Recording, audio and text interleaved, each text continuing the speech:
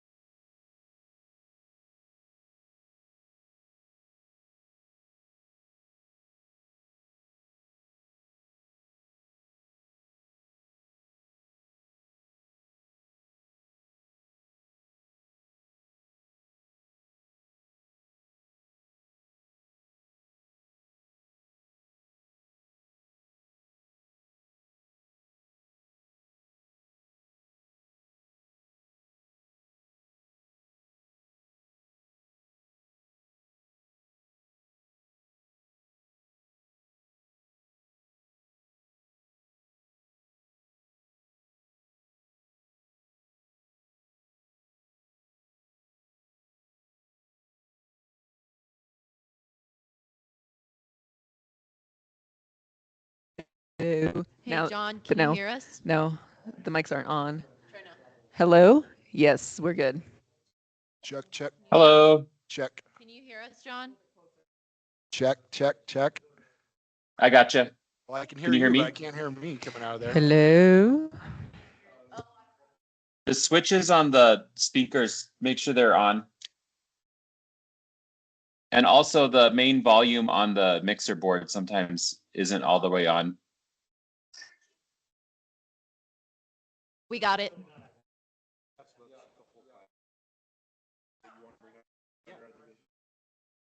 Sure. That's what other business is for. Yeah, no, exactly. I just don't. Thank you. I'm sorry. I'll have to go back and check and see if that went to my junk folder or something. But interesting. I spam a lot of people. Can you hear me, John? Give me a thumbs up. Loud and clear. Okay, good.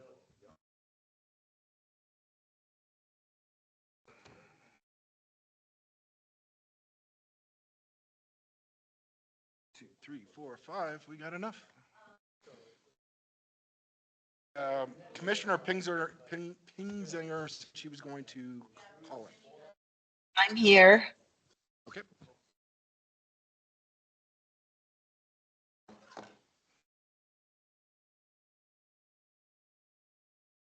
All right, it's 7.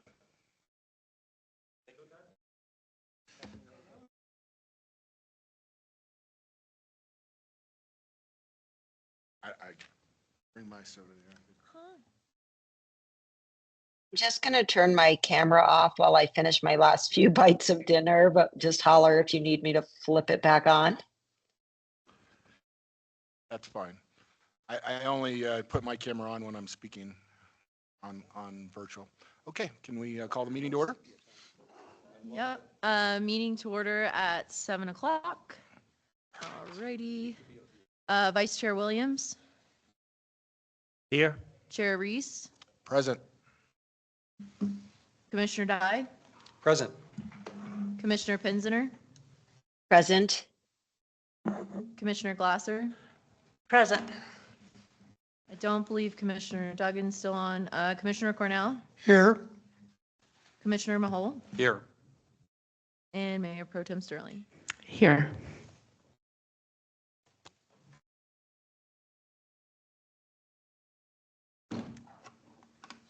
All right. We want to, if there is, let's see, we do the minutes first and then non-agenda items, right? Okay. So did everybody get a chance to take a look at the minutes? I did. Yes. They were very succinct. And any issues? I didn't see anything. Anybody see any issues with the minutes? Okay, I would entertain a motion. I'll make a motion to pass the minutes as written. A second. Approve the minutes, sorry. Alrighty. Commissioner Pinzner, Approved also here, thanks. Commissioner Glasser, Yes. is Commissioner Duggan still not on? Okay. Chair Reese, Yes. Commissioner Dye, Yes. Mayor Pro Tem Sterling, we need you. Yes. Okay, thank you. And sustained Commissioner Cornell and Vice Chair Williams and Commissioner Mahold. Yeah, I was absent. Correct. Okay. At this point, if anybody in the room or online would like to have 3 minutes on a non-agenda item, you can come up to the microphone and give us your name and address and give us your 3 minutes. Or if you're online, please make yourself known.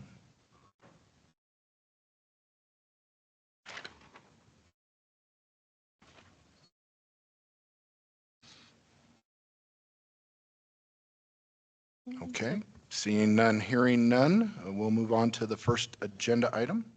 Oh, 1 second, Jim. Is this where I'd bring up? No, mine? we'll do it at Okay, the end. gotcha. Okay, thank you. Yep. Alrighty.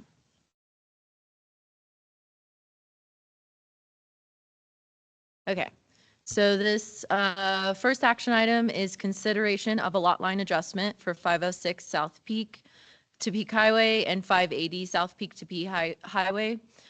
Both parcels are located right beside each other. They're located in high-density residential zoning, and both are owned by Keith Borman. High-density residential has a minimum lot size requirement of 4,000 square feet. This lot line adjustment would make 506 South Peak to Peak, whose current lot size is 19,798 square feet, to 12,076 square feet, and 580 South Peak to Peak, whose current lot size is 7,460 to 15,539. 580 currently has this 2-story duplex structure on the property, and 506 currently has a single-family structure with a detached garage. Currently, there are no plans to change the usage on either of the properties. Both of the properties do have a shared driveway, which a permit was just pulled for to make the correct grading and line up with code. Even with this adjustment, there will be no issues with any of the setbacks for the principal structure or the accessory uses. And all the structures will be within that yard and bulk setback for high-density residential. Staff analysis, both of the lots are considered legal as they are. This lot line adjustment doesn't create or result in any parcels that would fail to conform to our zoning, town code, or any yard and bulk standards. It does not create any additional lots. It just takes square footage from one and adds it to the other. Pretty simple. I have some pictures and photos there for you. Staff feedback, the fire department had no concerns. Their only request was that the share road continue to be upkept in compliance with our code, especially regarding to grade. As I had mentioned before, Keith had just pulled a permit that has been reviewed by our JVA on-call engineer, and that is in the process if not completed. Utilities had no concerns, and streets had no concerns since he owns both of the properties, and then it doesn't affect our row. I do have, when we are ready for it, this section of review criteria that we can kind of go through together. It's section 17-87 and some proposed motions. So the owner is here. He's sitting out here if you guys have any questions, or if you have any questions for me. Okay, thank you very much. Before we ask the applicant to come up, is there any clarifying questions of the staff? Could I make a quick comment? Sure. Page 5, the spelling of the owner's name doesn't match the spelling of the signature. I think it's an error probably on the report, I'm assuming, rather than on the signature. Yes, that would be a mistake on my end. I can edit that. No worries, thanks. Okay. Any other clarifying questions of the staff? Well, maybe it's now, it's kind of vague, but, looking at the map and the picture, where you see 506 and then actually the other one doesn't have a number, then there's 600. From this picture here, we have outlined the lot. It appears to be, the structure appears to be on the lot line. So is it also there that the lot 600, or is there maybe a clearer picture? Not that it's really an issue for this moving the lot line between the two, but, what is the other purpose of making that one lot larger? Because it is a compliance lot. I think that's how the assessor's website shows it. I can try to find a clearer picture. I would say his plat is probably more clear, and there was, I think, another picture he shared with me. I don't know if you want to address why you want to. So 600 is not part of the whole No, process? it's not. Okay. No. All righty. But I was given a document from him that showed where the structure sat and the lot lines. I didn't add that to this because I didn't ask permission. In the survey. But it sat within those setbacks that HDR Right. requires. All right. Well, But I agree with you. On assessors, it looks like it's over it. Yeah. and let alone the setback, whatever. Mm-hmm. But fine. That's not really the item of tonight. I think if this were to be approved, that would look much better in the future, as it would sit much better. They just updated their site, so there's a lot of quirks they're still working through. Okay.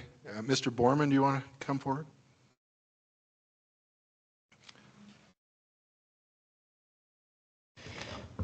All right. Do you guys have any questions about what's going on over there, or you want me to just explain what I'm doing? Well, tell us, why don't you just tell us why you made the application, and then we'll get to questions. Okay, so I've owned 580 South Peak to Peak since 2014. When that house was built, the builder took the liberty of stealing some of the adjacent property, and the fence was always over that property. So when I did get a survey done, I made him aware, the property owner aware of that, and I said, if you ever want me to buy the property, I'll buy it. And so finally, years later, they got back to me and said I could purchase that property. And then I've always had the dream of having a large garage near my house, so I decided to build one there. And now it's built, it's there, it shares a driveway with 580 South Peak to Peak. The new lot lines, because of where all the structures exist and already exist, just makes way more sense than the previous ones. And yeah, so now I just want everything legal, and the garage now shares a driveway with 580 South Peak to Peak. 506 South Peak to Peak has its own driveway in a separate area that accesses the house. So this just, to me, it makes sense, and it's really just like righting, wrongs from the past, kind of. Do you actually own 600 Peak to Peak? I'm not even sure what 600 Peak to Peak is. I'm not sure that's even an actual address. Oh, really? Is this just, Yeah. okay. So currently I own 580 South Peak to Peak, 506, 502, and 504. So I own every lot that could potentially be affected by this. Everything that's directly adjacent to it, I own. Okay, I will agree with Commissioner Cornell. It does look like the lot line goes right over the edge of the house. So I can share my I got a very detailed survey to have this done. So everything on the survey shows exactly what's going on. When I built the garage, it met all setback requirements to the original lot. And it's spaced far enough away from the property line where I could have kept it on the original lot. With the new survey, everything also meets all the correct setbacks. And if you guys, I don't know if you have access to look at the survey. We didn't actually, because a survey plat is not an improvement survey plat, so the buildings aren't actually on the survey, but I do have separate documentation from the surveyor showing where the buildings are located and all the setbacks, and that was all done, very thoroughly. Oh, okay.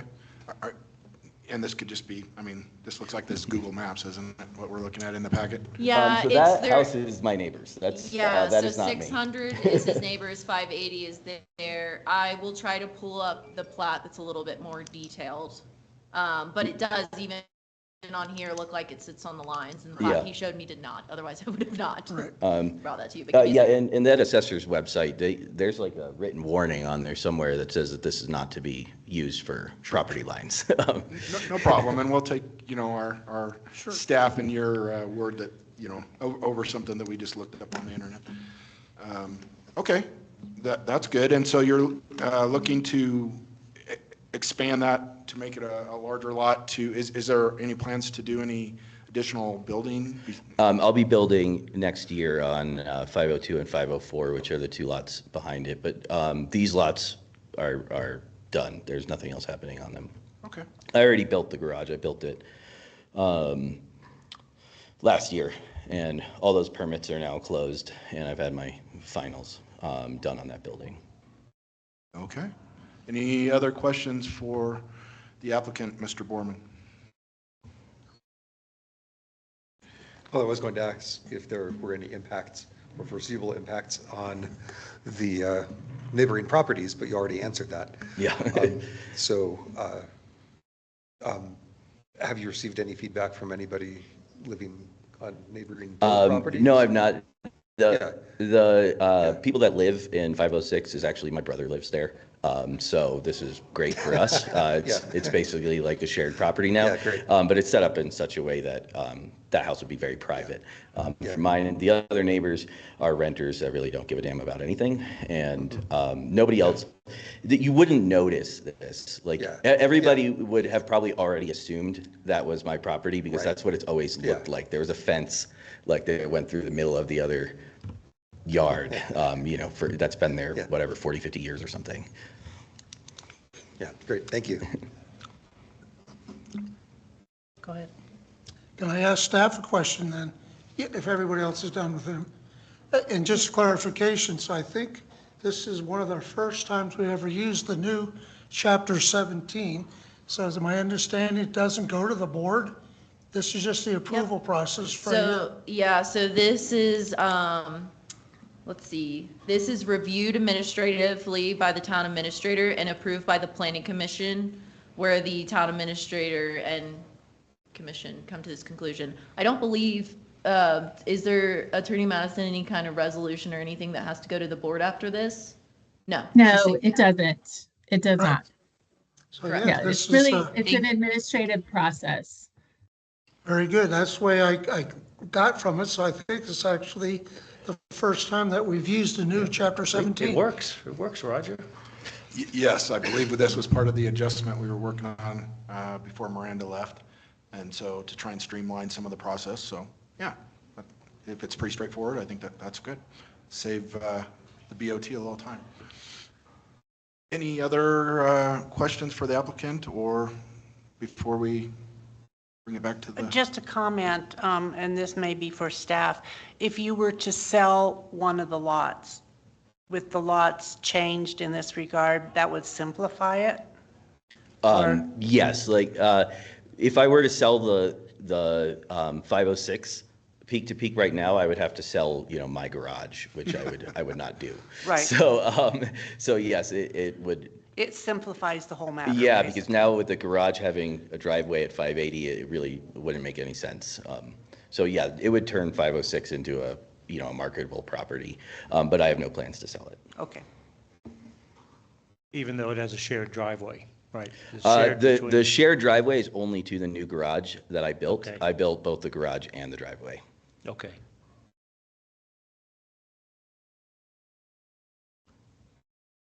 Anything from Commissioner Pingzinger online? No concerns here, thank you.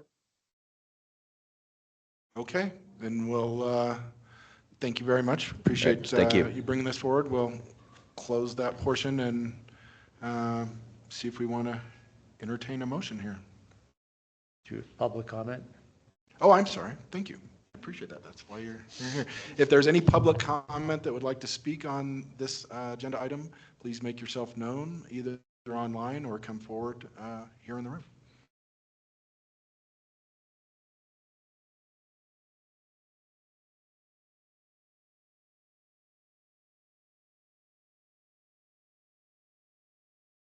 Okay. Having heard or seen none, we'll bring it back. We'll close the public comment portion and bring it back to the commission. And is there any other comments or questions that we have for the staff before we have a motion?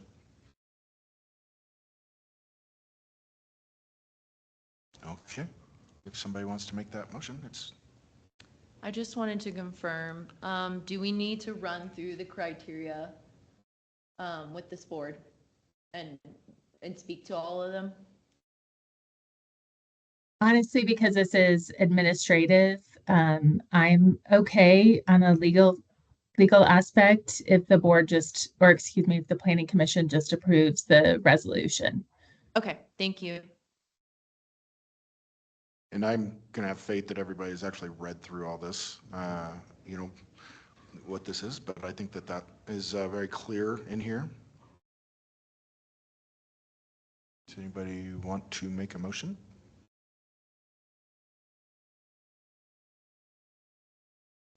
Okay. I'll make a motion to approve Planning Commission Resolution 2025-PC-02, approving a lot line adjustment as described on the Borman lot line adjustment plat. Commissioner Penziner to second. Okay. Okay. Would you have the Okay. vote, please? Alrighty, Commissioner Dye? Yes. Just double checking, Commissioner Duggan's not online? Nope. Chair Reese? Yes. Commissioner Penziner? Yes. Commissioner Glasser? Yes. Commissioner Mahol? Yes. Vice Chair Williams? Yes. Commissioner Cornell? Yes. Alrighty. All right. Motion passes. Thanks very much, and thanks for coming tonight. I'm glad we had you up front, so you didn't have to wait for an hour. Thank you. Thanks for helping us clean up our parcel boundaries. Oh, you don't even know how bad it was. Oh, yes, we do.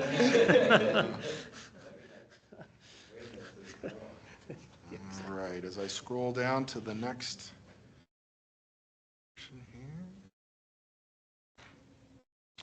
Okay.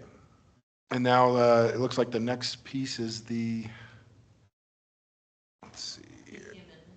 Yes, the dates, thank you. Yes. So this is consideration of changing conflicting PC meeting dates. I know we usually do it closer to. I just went ahead and threw them all on there and figured if we need to change them down the road, we can, but let's go ahead and do this so it's not an action item then. So the community center, Kurt had contacted me to let me know the May Planning Commission on the 28th falls on at the same time they're doing the annual Mountain Forum for Peace Sale. So he gave us the options to either move it up the week before to May 21st or go completely virtual, or if you guys have another proposed date. The other one is Thanksgiving holiday. Typically, the PC meeting falls the day before the Thanksgiving holiday. That's the same case this year. Assuming most members will be out of town or prepping for family meals, I figured let's go ahead and bring up either moving up that November date or however you guys want to do that, combining. I just gave the option of November 19th. And the last one is Christmas Eve. Our December meeting would fall on Christmas Eve again. And it's scheduled, now we have it's closed. So I won't be here to help you.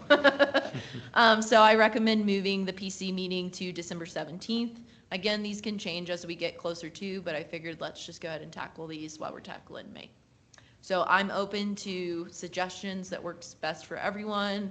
Again, May can go virtual or move up a week, whichever everyone feels comfortable with. And November and December, in the past, there's been combination. I do expect with just doing the comprehensive plan, there will probably be a good reason to hold both this year. So I'd recommend still continuing to hold both unless something changes towards the end of the year. Well, I definitely want to make sure that we have an opportunity to keep people working here in the planning commission. So we're not canceling anything ahead of time. We've typically just moved it back a week in the past, and I looked at the calendar, that all looks pretty good to me. Is there anybody who has a problem with just moving it back one Wednesday on all three of those dates? Anyone that's going to be a conflict for? You mean I'm moving it up? okay with the holidays, but personally would prefer to just be virtual on the 28th and then do November the week before and December the week before, but I probably could switch to the 21st as well, if that's the group preference. I always prefer in person, always. Yeah. And so I don't like virtual meetings near as much. So I would go the other way. But Okay, I could probably attend virtually on the 21st if that works. Sure. Sure, anytime, virtual is the same. You get the same Okay, vote. great. I agree with Chair Jim. So, Just okay. do the 1 week. I agree. Do we need to have public comment on this? I guess we do. It's an action item. Is there anybody in the room or online that would like to give public comment on us changing the proposed dates to avoid holiday conflicts in the Mountain Forum for Peace?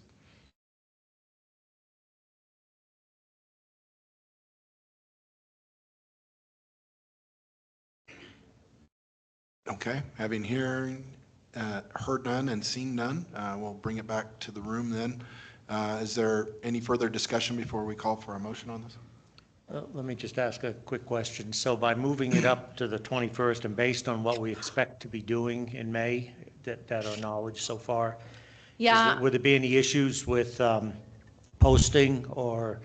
No, not at this time. I plan to try to, within the next month, prep some items so that I'm not kind of putting them all together at Okay. once. So I'm just, for each of these meetings, I plan to kind of plan in advance. Yeah. So that staff, AKA me and John, are not rushing to do it in like 2 weeks.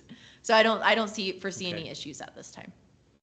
And by moving it up, it doesn't really affect any of the Board of Trustees?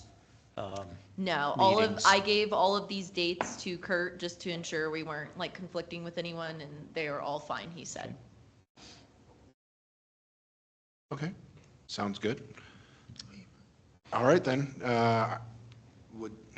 is the chair allowed to make a motion? Or is that just typically frowned upon? I'm just curious. You can. Okay.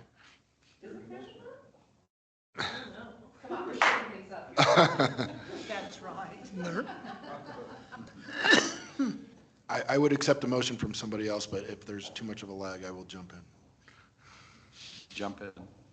I move that we move the meetings up a week to Wednesday, May 21st, Wednesday, November 19th, and Wednesday, December 17th, which is my birthday. Great. And so we will move up the three regular planning commission meetings. Second. Great. Would you call the vote, Brett? Alrighty, Commissioner Cornell, Yes. Commissioner Pinziner, Yes. Commissioner Mahol, Yes. Commissioner Dye, Yes. Vice Chair Williams, Yes. Commissioner Glasser, Yes. Chair Reese. Yes. Still no Timmy. All right, that means we can have cake and ice cream after the meeting. That's what I was thinking. Oh. Oh, all right, I'm up for that. Okay, great. That one is put to bed now. We'll get on to the discussion item 6.1, deed restriction timeline and yard and bulk discussion. Would you present that for us, please, Britt? Absolutely. Sorry, I'm just pulling it up here.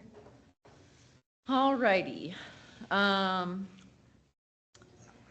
So I am here to discuss just getting some direction or some thoughts regarding amendments to existing affordable housing deed restriction timeline and some kind of quirks I found with the yard and bulk requirements in section 16-33 of our municipal code. So just to give a little background, December 5th, the board passed ordinance 856, which states deed restrictions shall remain in effect for a minimum period of 20 years. At the June 4th BOT meeting, Mayor Billy and Trustee Corvalone brought forth a name requesting to increase the minimum 20-year period as a discussion item. During this meeting, the board directed town staff to do research on deed restriction terms for other communities within Colorado. At the January 7th meeting, staff presented the information you will find below to the Board of Trustee, looking for directions on next steps for the deed restricted timeline, which I will go over, and updating housing language. The board felt it was appropriate to get the PC's recommendation on the timelines, and then some of the information that I'll be going over in regards to code language changes in Chapter 16. I will get into that more as I kind of go over these issues. So what I found in my research is either communities are not disclosing specific timelines and allowing developers to approach them with full plans. So it gives an opportunity for the Board of Trustees, the community, other boards to weigh in. And how they kind of have worded it is, let's see. Yeah, I will just go for it. But anyways, so I reached out to City of Boulder. They're actually doing permanent affordable housing, so they do not expire at all. That's something that I'm really seeing that's common in communities. I've reached out to a couple since then, like Lyons and Longmont. Lyons, just bring forth your plans, and the City of Longmont code requires affordable housing shall carry deed restrictions and covenant in the form set by the city manager, aka the town administrator, or a designee. Something else that I thought was pretty cool that Longmont does is they allow existing housing to apply to be affordable housing, to be deed restricted.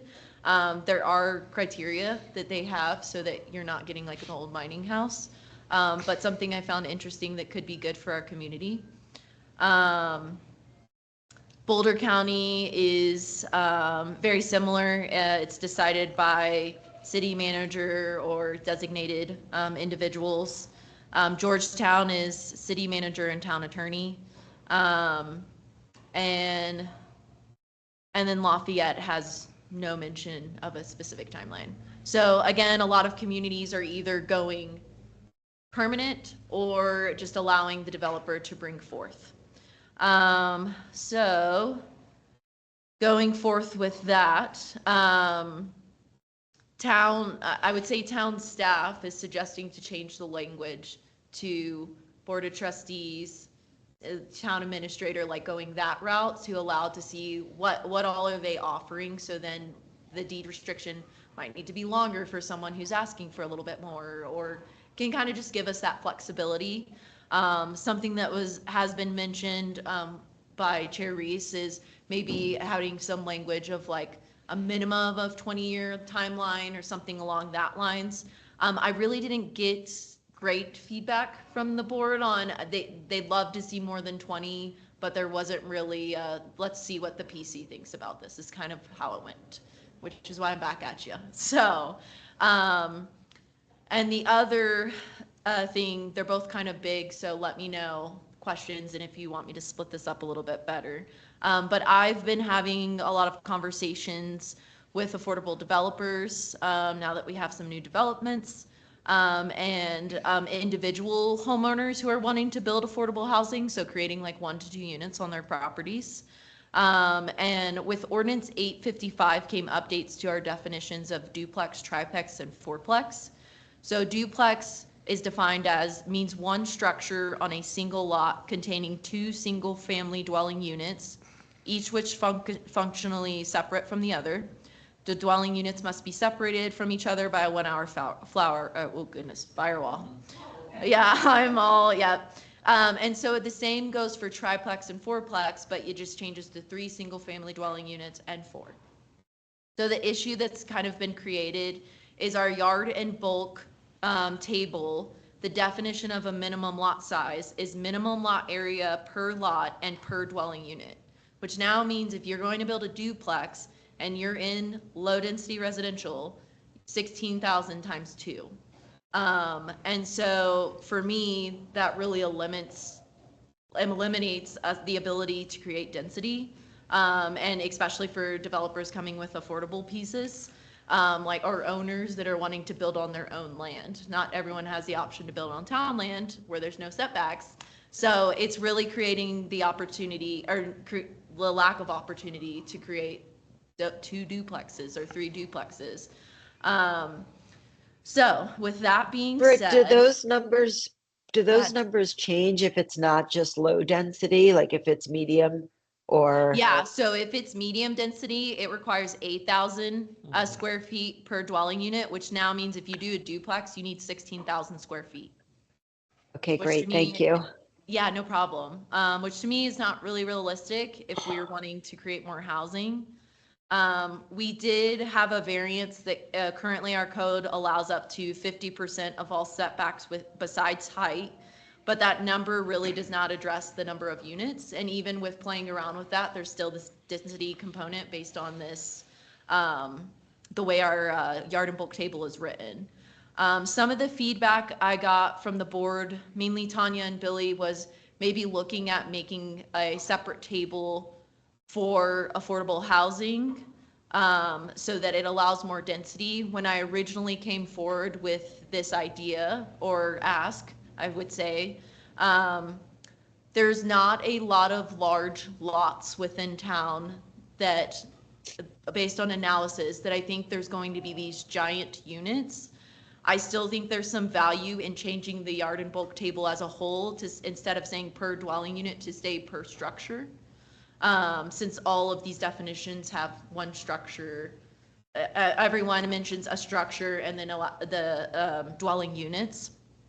I'm obviously open to what you guys think is the best. I have really no opinion either way. It opens conversations for me.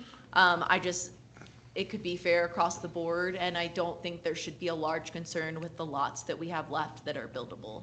Obviously, there's always the opportunity for someone to, push a single family house down, but as you can see, a lot of our lots are kind of all over the place with lot lines, and so not a lot of concerns there.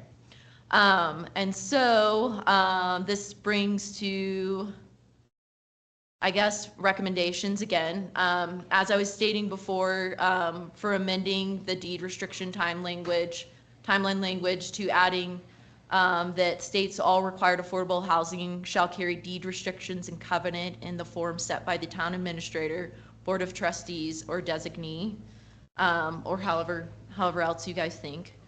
And then town staff is also recommending for the yard and bulk table to change the language from per dwelling unit to per structure, whether that just be for affordable housing or it be overall. So I'm just looking for feedback, direction. What are you guys thinking? How are you guys wanting me to move forward? What are your concerns? I realize some of you have been here a while and have some expertise that I don't, so I would really appreciate anything you're thinking of. Do you mind just to repeat that second point that you said I understood the first one asking, but the second one I would love to hear just one more time. For the yard and bulk table? Yeah. Yep. So I'm per just structure versus, I didn't understand Yeah. what the per structure versus was. Thanks. Absolutely. So in the yard and bulk, wow, I'm really messing up today. In the yard and bulk table, the first item on there is minimum lot area per lot per dwelling unit. And so the recommendation, instead of saying per dwelling unit, would be per structure. Whether that, again, is in just for affordable housing, we create maybe a separate yard and bulk for affordable housing, or that's to the yard and bulk table and at all, the whole thing. So you're saying that if we do a separate table for affordable housing, we could leave these others the way they are? Correct. Yeah. So it could just be a table that's allowed, that has that change for affordable housing. And then maybe has more information about the 50% setbacks, or, that's kind of outlined in that ordinance. But that's just a recommendation that I'd got from a few of the board members, is maybe that's the way to do it, since there was a concern that this might allow for everyone to do a ton of density. But just a reminder, our housing study showed we need a lot of housing. And so just something to keep in mind, but looking for the PC's expertise. Okay, before we get into the clarifying question, or actually this is the clarifying questions, I just wanted to say, we talked a little bit yesterday. It seems like there's 2 issues here. It seemed like one of them was the structure versus dwelling, which we thought maybe was by mistake, that we did that in the housing authority and that the correct language just didn't get input, that you're saying that it should be structure versus dwelling unit, because that changes what triplex, duplex, and all that means. Is that correct? Yes, so, yeah, I think it might have just been, we didn't look at other, which has happened in the past, other components of code aren't looked at, and so like, that would be something I would do here, is changing structure going to create more issues, like that was brought up, let's look at more code. Thankfully, Nicole's coming up with cool stuff that might make that easier for me. But yeah, I think it's something that was either missed, not looked at, or maybe it was on purpose, but to me, it's not making sense as I'm having these conversations. Because I don't get the individual that's approaching me every day to like create multiple duplexes, but it's still, if a person does want to do two, for instance, if the trailer park no longer wants to be a trailer park, they're still limited based on this language to add like duplexes or tiny homes. But the effect, as I thought I understood it, was as it is currently, then if they want to put a fourplex on there, that's as if they were doing four separate structures. Sure, yeah. And they have to have that amount of coverage on their lot, and that was not the intent that we were looking for. We were looking to try and allow for additional density without, and so that's why I thought that, we were thinking, we don't know for sure, that was just a language, that the structure versus dwelling there was, just missed, and it's having an outsized impact on the opportunity for, so for example, if somebody had a lot and that they could fit, two duplexes on there under this, but, under this code, they might not be able to, because they would need the equivalent of four, if they were building four separate buildings. Correct. Yeah. Can I just speak? Yeah. First of all, let's clarify. No, we went over this and over this and over this last fall with Miranda. Is her ghost still here? I still get in her email. No, but again, But you're remind absolutely us. mistaken, Jim. This was very, very, very much clarified, and that motion and the resolution and the changes on December 5th were put in there that way so that you could at least get the housing study some way, in her mind, approved and paid for. But there's no doubt that we were very clear and went over that several times. Dwelling units, not structures. And yes, I remember Tim sitting here saying, so tiny homes, if you want to put 40 tiny homes in low density residential, you would have to have 40 acres. And the answer was yes, absolutely. That's the way it's worked. So the intent was not to change our existing code. So what we need to do is think about going forward, not, what was that whole discussion, but clearly it was left at one dwelling unit per that density. And that was the intent. So, the discussion should move forward from that, but it was not a mistake. Okay. This was what was paused to me. Right. Well, there was a work session right there. It was actually kind of a work session. And that's where the idea of having a separate table came up, so that if you wanted to do something for affordable housing, then it doesn't affect the rest of the yard and bulk. Okay. Let's open it up to public comment, and then we can come back for further discussion on this. Is there any other clarifying questions to Britt or to John? I guess one quick question I have is, say we were to put in language that said a minimum of a certain number of years, when that time limit is up, how does it work? That property then becomes open to market value sale, totally disregarding affordability? To my best understanding, yes, it can be, or they can choose to sign another deed restriction with us or continue to leave the prices as is if they want to, but they're technically out of that restriction. But they may get incentives and building advantages by going affordable in the first place, and then possibly have no time requirement for which to give back in that way? So there would be a time requirement, but yeah, if say they were to bring a plan, they came before the board, they asked for 30 years, the board approved, they did get some setbacks. After that 30 years, yeah, they're out of that. And a lot of towns are seeing that, which is why some towns, like I know, someone had mentioned Boulder's recommended like going over 20. That's why they're doing permanently affordable. But other towns know, like kind of towns like us who don't really have the means, there is some funding that affordability developers can use, but that's still kind of coming out, and there's some weird things going on with funding right now in general. So yeah, they're out of their agreement, but that's just kind of the chance we're taking, honestly. And that's again why you're seeing this like half and half of towns going like permanently affordable that can give them those incentives, and towns that are smaller like us that are offering this option to let's see what you got. If that makes sense. Okay. Thank Any you. other clarifying questions? Yeah, what does affordable mean? Let's go back over that again. We don't have that defined. Let's wait till we get discussion for that. And have, the public. All right. Let's open it up for public comment. Is there anybody online? There's no one here in the room that would like to speak for 3 minutes on this item?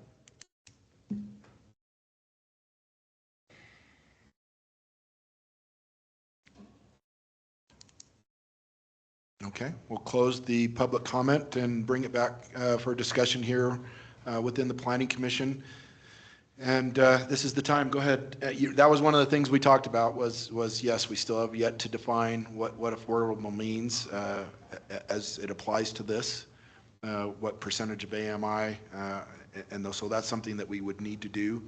I believe that, your memory's sharper than mine because I didn't remember that discussion. When it comes to zoning. Yeah. So, it seemed like the way it was presented to me, maybe that could have been a mistake, but if it's not, then, the desire is to try and increase density for affordable housing, which kind of goes towards that needing to have a separate.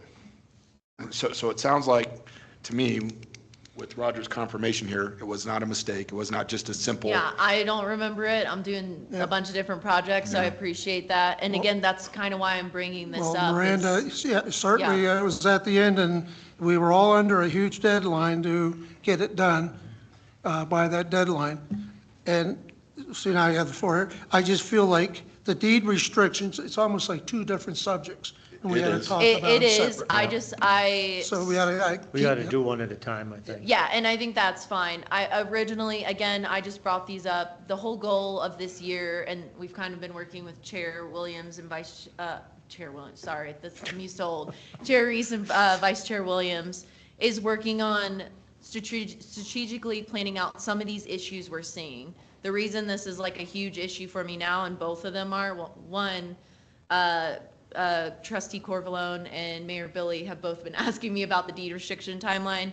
And two, since I'm having these conversations and would like to move forward with being able to do an affordable piece, these are both things we need to tackle. I'm not in any means rushing them. I think the deed restriction timeline is probably most urgent to the board. But since this was coming up, I figured a good time to bring up both matters. If it doesn't need to be solved tonight, it's really just looking for how do we continue this? Does it need a subcommittee? What is the board thinking? Nope, this was the whole point of it in the first place. Like, this is what I'm looking for. So I agree. I packed a lot into 2 items, but I think one's more simple than the other, probably. Let's talk about the deed restriction first, and then we'll come back to the other piece. And let's hear what people's opinions are on the timeline. And remember, right now, it currently says a minimum of 20 years, and what they're looking for is to possibly either expand that, it sounded like was the direction from the BOT, and or to make it the town administrator as a designee, and one of the things that we had discussed in our pre-meeting was, with leaving it, at least leaving a minimum in there so that whoever future town administrator would be, that they wouldn't go below that, because it's, But whatever input that you have on how long you think the timelines, it sounds like some things have changed. I remember talking to a couple developers a few years ago, and the idea of 50-year timelines was like, heck no, we'd never do it. And so it sounds like, you know, the environment has changed based on what's in the aim.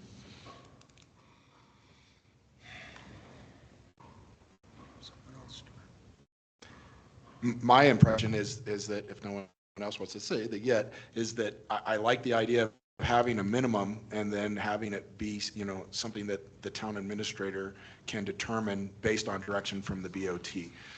You know, so they're going to know about large projects that are coming forward before ground is broken. And so, you know, I don't know what the minimum should be, but we don't want to make it to the point to where no one's going to come forward if they say this is unaffordable for us. You know, we can't make the numbers work because you want to do, you know, like Teens Inc. got a 99-year lease on that property. If we decide we want to make it 100 years, you know, the downside of that might be that, you know, we don't get anybody who's willing to do any affordable housing projects for us.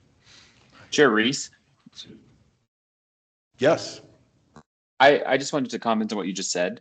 One thing that might be worth considering is creating a criteria-based system for how the deed restriction is calculated, like in a calculation is similar to like how, you know, building permit cost is, and thinking about return on investment to the community. So some of the factors you might consider are like what the AMI of the project is, how many people it will serve in Nederland, and what the subsidy the town is giving for the project might be. And based on that, you might be able to come up with a way to pretty fairly say what the deed restriction should ultimately look like, how long it might be. For a project where you're not investing very much money into it and where you might be getting, you know, some sort of deed restriction out of it, it might make sense to have a shorter period of time there. But where if we're putting more money in or doing more things for them, we might want that to be a longer restriction.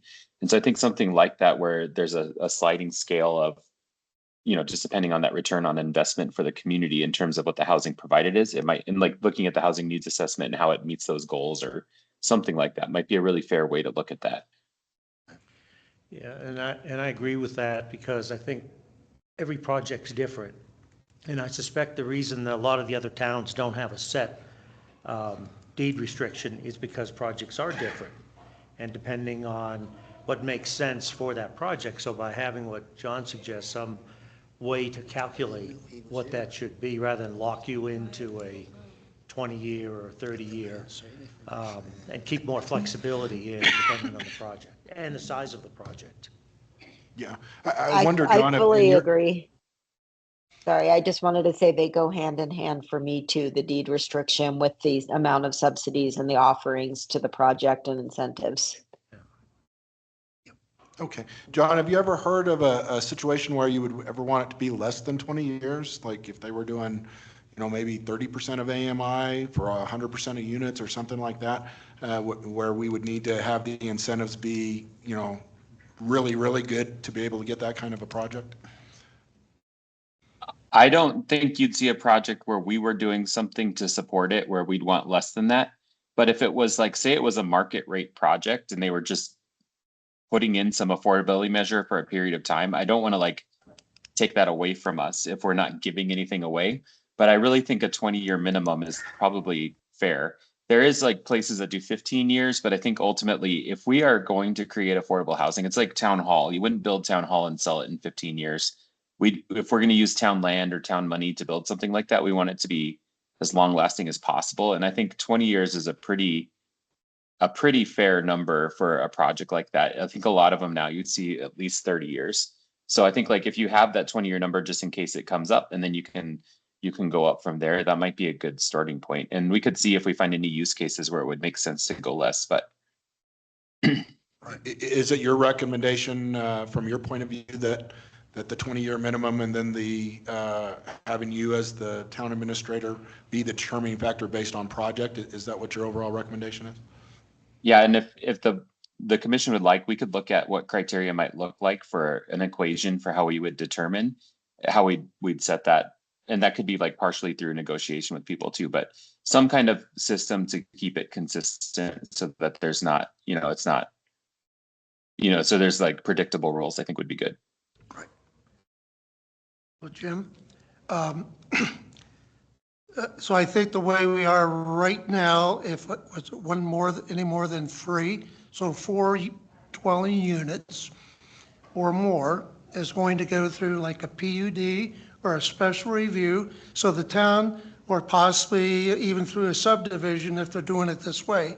So we basically have, in our chapter 16 and 17, a formula of how we develop land. So if we would just add the deed restrictions and take it application by application, have those criteria as part of the PUD process or whatever process we want to do. Hopefully, if we rewrite and work on this, it would be updated. So those guidelines and ideas would just be incorporated into what an applicant would have to do anyhow. But because they're not going to just come in here and say, and start negotiating for restrictions, it's going to be through that entire zoning process that we have. So we just need to add that to that process. Okay. Yeah, that's sort of what I was getting at, that was that each project is An different. application by application would do it, yes. But maintaining the 20-year minimum? That can all work out and do it, and I think it should be flexible because every PUD will be different, every application will be different, where it's at and how it's going to work. So that's part of the review process. But sure, the basic guidelines would be there, and you negotiate from there. I think like one thing I might just recommend as a best practice is to have a predictable process to the maximum extent possible. And I know that's part of the plan with the SRU and the PUD is to make sure it's context sensitive to what's happening. But I think in general, like some general criteria that create predictability for folks is probably not a terrible thing. Right. Well, that's why I said add it to the PUD process, predictable process. So how would you make it more predictable, John? I think criteria-based decisions are the best land use decisions. And so I think like we need to have the SRU process and PUD process have the ability to be flexible if needed. But I just want to make sure that there's some predictability in what the criteria that we're looking at are and why they would be utilized. So just so I can be 100% sure, are you saying maximum flexibility to where we don't even put the 20-year minimum on there, Roger, or are you saying we start there? Oh, okay. You're off there. Yeah. No background on this, so this is the starting point, as we said, so take it from here and work on it. But yeah, whatever the experts say, I would say yes, 20 years sounds right. As a starting point, maybe. Yep. So if you keep the 20-year on there, it sounds like that would be flexible to go either way, either more or less? John, I think that was directed to you, buddy. Yeah, I know. I think that it's important to hold the line a little bit, but I think if there was a case where you were going to get, like, say you were going to get 80% AMI units and you weren't investing anything in them and it was just like a free and easy deed restriction, I don't think you want to limit yourself there. But when you start putting money or resources into a project, you need to make sure that the return on investment for Nederland is worth what's going to happen. And I think that's what I would say is I think I really don't see a case where you'd want a deed restriction less than 20 years, unless it's like a very, I guess I wouldn't see a situation where you would do that, but it could happen. Well, if somebody was very generous and they said, we'll do, low income housing for 2 units, that's 30% of AMI or something like that, maybe. It could be for sale affordable housing too with a limited equity. That could be something that is different than what we've contemplated, like a Habitat for Humanity style project, where typically people buy in at a lower cost, but their equity is limited over a longer period of time. That could be a structure that we haven't contemplated here, where it wouldn't necessarily be a deed restriction, but it might be a different kind of restriction on the, well, it wouldn't be like a rent-based deed restriction, it'd be a different kind of restriction, like an equity-based. Okay. But so then we wouldn't need to make any, it would be a totally different process than what we're talking about here. We could keep here a language that states it must be a minimum of 20. It would be, I think it would be the same. I guess, Jennifer, I don't know what your thoughts are about that. It could be, but I think it might be nice to have one process that could like account for both things. It just seems so rare to me that we have developers that are like overly generous that we'd have to go the other direction. It sounds like they're all asking for higher density, making it more worth their while. Like nobody's doing it if they're not making money as well. And so we're just seeming to short ourselves by not requiring a minimum, in my opinion. So Commissioner Dye, I'd completely agree with that. I think the heart of this issue is like, so we're trying to solve an existing housing problem by getting more affordable housing built here. I think one of the things that will happen if, say we have a 20-year minimum and that gets in place, like what happens after those 20 years have expired? I mean, the deed restriction goes away, yes, but that essentially means that affordable housing has been taken away. And in light of that, like 20 years kind of sounds like a long time, just on an individual human basis, but on a town planning vision, it's not really that long. I think 20 years is like the bare minimum that should be considered for the reason that I just stated. Like we're, in a sense, if it's a 20-year minimum, we're kind of just kicking the can down the road of the housing prices, because unless we build something that really is sustainable in the sense that it's not going to just disappear, which with a 20-year minimum it would, I think that's kicking the can down the road to ourselves 20 years from now. But Mike, it can be more than 20 years. It's just 20 minimum. Right. So a particular project could be 50.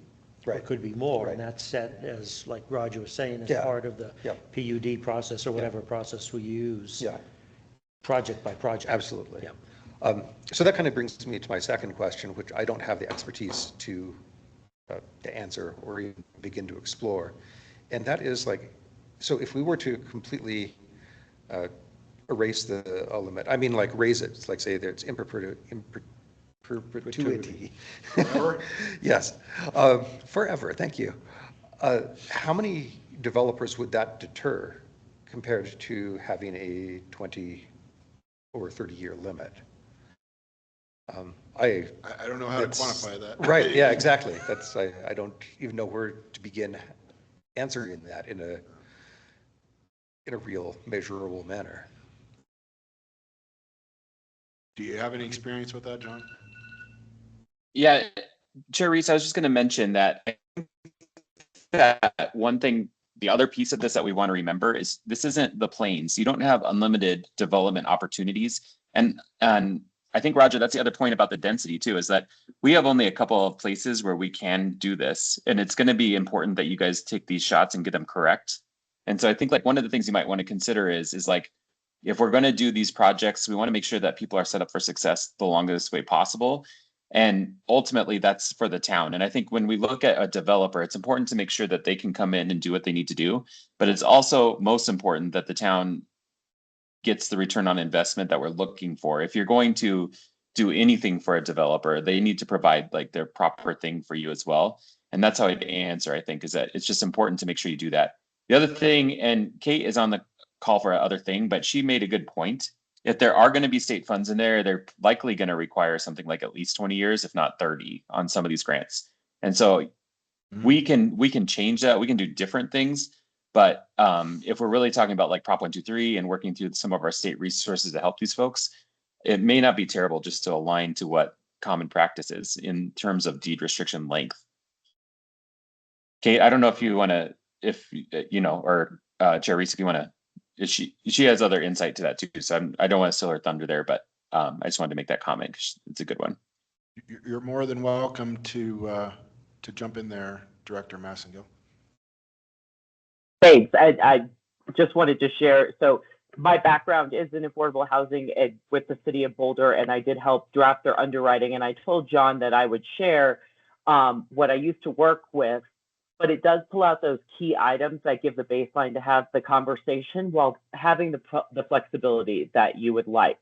So you're not going to be, but it does get to what John's saying is, and this is what we did in Boulder like 10 years ago, less than that, but we're underwriting most of the time with other funders.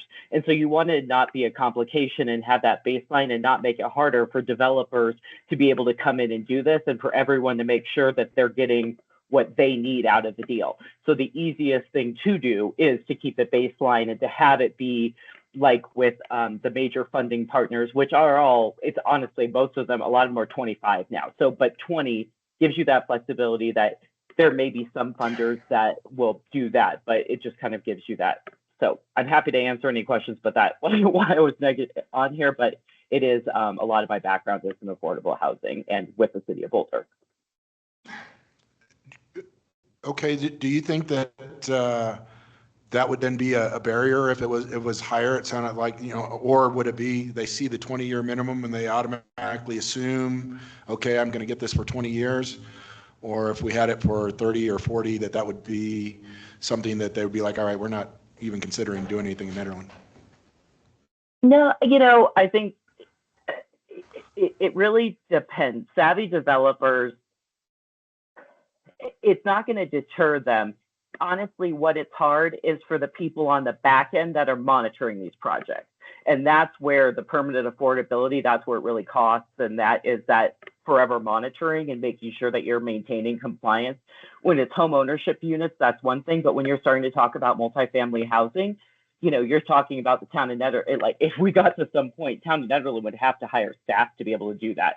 So I think the way that you're looking at it is a forward-thinking way to get us in the door, and giving yourselves the flexibility like you're discussing, it is great, because then you could come to the table and work with developers and you'll understand where they have to be. But I think aligning yourself just helps the developers do the right thing too. It helps them come to the conversation and it helps them underwrite and start penciling it before they come to you so that you can really have meaningful conversations. Is that helpful? Very helpful. Thank you. Thank you for Trustee that. Sterling? Well, let me just ask real quick. Trustee Sterling, did you have any comments or can you give us a perspective from the BOT's point of view? Yeah, I mean, the BOT was relatively open in terms of, you know, what might be the suggestions, knowing that there is a great deal of variance, not just across Colorado, but across the entire United States in terms of how towns will do their affordable housing. I will say that I hear, because I do talk to a lot of towns across the United States, that I will hear that it's typically a minimum of 20 years. Going back to what you said, Commissioner Dye, that 20 years seems like a long in our kind of term, but from a planning perspective, it's actually not. And so in order to hold on to those affordable housing units for sort of ongoing long-term planning, 20 years is the minimum. So. Okay. Thank you. Commissioner Pensinger, could you go ahead? What you were going to say there? I just was thanking the speaker for their perspective and input. I didn't have anything further. Sorry. No problem. It's the benefit of virtual, a little lag there. Okay. What other comments? I will tell you my perspective is that clearly it seems like we're saying we need at least 20 years. I personally would be okay with putting it in the town administrator's hands with 20 years as a minimum. Along with that criteria, I wonder how long do you think it would take for us to see a criteria, John? Not long. Can you hear me? Yep. Could we see it by next month? Yeah. Okay. Yeah, we're hearing you loud and clear. Any other comments by folks on this direction? Well, criteria, and is it going to meld into the PUD, or, you know, how will it be, you know, how does it become action? Well, every SRU requires a development agreement, and I think that it would give me the ability to negotiate based on criteria that are established. So it's just a straightforward process. I guess what we would do is, I guess, Jennifer, I don't know what you think would be the best way to do it, but whether we just do it administratively and have that process, or if we would want to codify like an actual criteria process for how I would decide. Yeah, I think that let us think about it and bring you something at the next meeting. I mean, I think we've gotten a lot of good feedback and some good direction. And so let's figure out the best way to do it. So I just wanted to add, I love the idea of having the criteria, and we've been talking about like the 20-year minimum. What if we, as like a default, what if we had a default of being in perpetuity or forever with a bare minimum floor of 20 years based on criteria, rather than just starting 20 years. When you're negotiating, haggling, or bargaining, you want to start from a position of, I guess, strength, and with some understanding that there could be some flexibility. But if you start at your bare minimum, then you're never going to do better than that. If that makes sense. Just as an idea for next time this comes up. Well, can I jump in? Sorry to jump in. Please. Again, because of my background in legal documents, to do these affordability, you can't do it into perpetuity. You would have to do it for 99 years or do that. You can't put that stipulation into the agreement. Great. Thank you very much for letting me jump in. Great. Thank you. Hey, we'll take all the info we can get from a subject matter expert, so thank you. So we know that it can't be more than 99 years then, which is what we gave to the Teens Inc. For their land over there, which I remembered hearing plenty of people in the public come out against that. So your concern, Commissioner Dye, is that if it says minimum of 20 years, that the developers automatically going to come in and say, that's what I want. That'd kind of be my expectation. Yeah. I will tell them, no, sir, you will not have that if we don't agree to it. Thanks, John. Could I ask a clarifying question here? So the city of Boulder, according to this, they have no deed restriction in perpetuity, which, if I understood what you said just a minute ago, meaning that wouldn't be enforceable, or you couldn't put that in a document. I probably misunderstood something. I may have misspoken.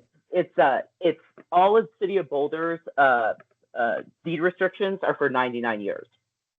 But okay, that's considered permanent affordability. Okay. Sorry if was that connected there? Okay. Awesome. Thank you very much. Okay, so that's interchangeable with 99 years. Then that's what that is considered. Okay. You can do it 99 years with a 99-year option to renew, I believe, right? I think. Yeah, you can do that too. That's be a pretty good deal for us. Other comments or feedback on this piece before we move on to the affordable housing? Jim? Piece? Yes. Jim, I had one more thing I just want to mention. A possibility that you might want to consider, and I don't know that it's important right at this moment, but if you were to use like something like town-owned property and then work with a developer to build affordable housing, one of the other ways that could be done is through a land trust. And the land trust, basically, we would maintain ownership of the land and allow someone else, like a leasehold or whatever, similar to Teens, where they could build a structure that could be, they can use like traditional financing structures on it, and we would maybe potentially retain the land. And in that case, you may just have that might be what happens is you have like that 99-year setup, like where the land trust can maintains ownership of the land, and then that's a way to control some of the uses and things like that too. So that's like a slightly different context, but I just wanted to throw it out there that if that is something that we ever end up doing, it may work slightly different than we would do it on a different property. Yeah, so, that's one of the things we've discussed is if there was a possibility we had any town-owned property available that we would definitely want to make sure that we got the maximum bang for our buck on that, right? So you could include that in the criteria? Decision-making I think so. criteria? Yeah. There'll be things, and I'll talk to Jennifer and Brett about it, and we'll come up with something good for you all for the next meeting, just to look at what that might look like, how that equation might work. Okay. Other questions or feedback? Okay. I think that's good. So I think we're leaving that where we'd like to see the criteria and have you bring it back to us next month or whenever that is available, when you get a chance, in case that doesn't happen for next month. And so then the next piece of this would be talking about a separate yard and bulk table for affordable housing only. And the desire to have something that would be incentivized now that we, to allow some additional density. And so is there any feedback you have on that, John? I think there's really very limited places this would actually work and where the zoning would make sense to allow it. And I think that what we really want to do is, I think and maybe Brett can speak to this a little bit more, but I think one of the limitations here is that it really creates a system where we have like some of our lots that may be most appropriate for this, where it would work from a land use perspective are somewhat limited right now. I don't think we want to cram as much density as humanly possible on those lots, but I think like coming up with a reasonable, looking at just what a reasonable density might look like on a lot where it could happen and where it makes sense is something that's worth a consideration. And I understand, Roger, what you're saying about previous action by the board, and that was before my time here. So I might have a little bit to learn more about that too, and I'm willing to do that. But I think what we're looking at, and Brett, maybe you could talk a little bit more about this, is when you do have somebody who could come in and build like to the housing needs assessment specifically about what the stated need for Nederland housing is, we want to try to see, there's some impediments to that already, like in terms of like tap fees and things like that do increase the cost of development. And so finding some ways to like reasonably think about how density might work. And I understand you saying like maybe that's a PUD process. So maybe that's what we need to talk about. But I think that that's really what you were getting at, Britt, is that there needs to be like in terms of, and this might have other implications too for kind of duplex and triplexing. Is that right? Yes. So really it's just if we, because there was still some research that's being done on town-owned parcels. And so essentially, since I didn't know what was available, I started trying to make this Prop 123 happen with homeowners. And so, yeah, originally this came about because although on town-owned property, there's a lot of possibilities, there's not on privately owned property.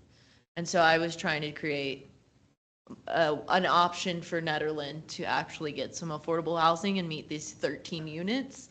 And so, yeah, this is originally why it came about, because that was my only option, and I'm trying to make it happen however it can.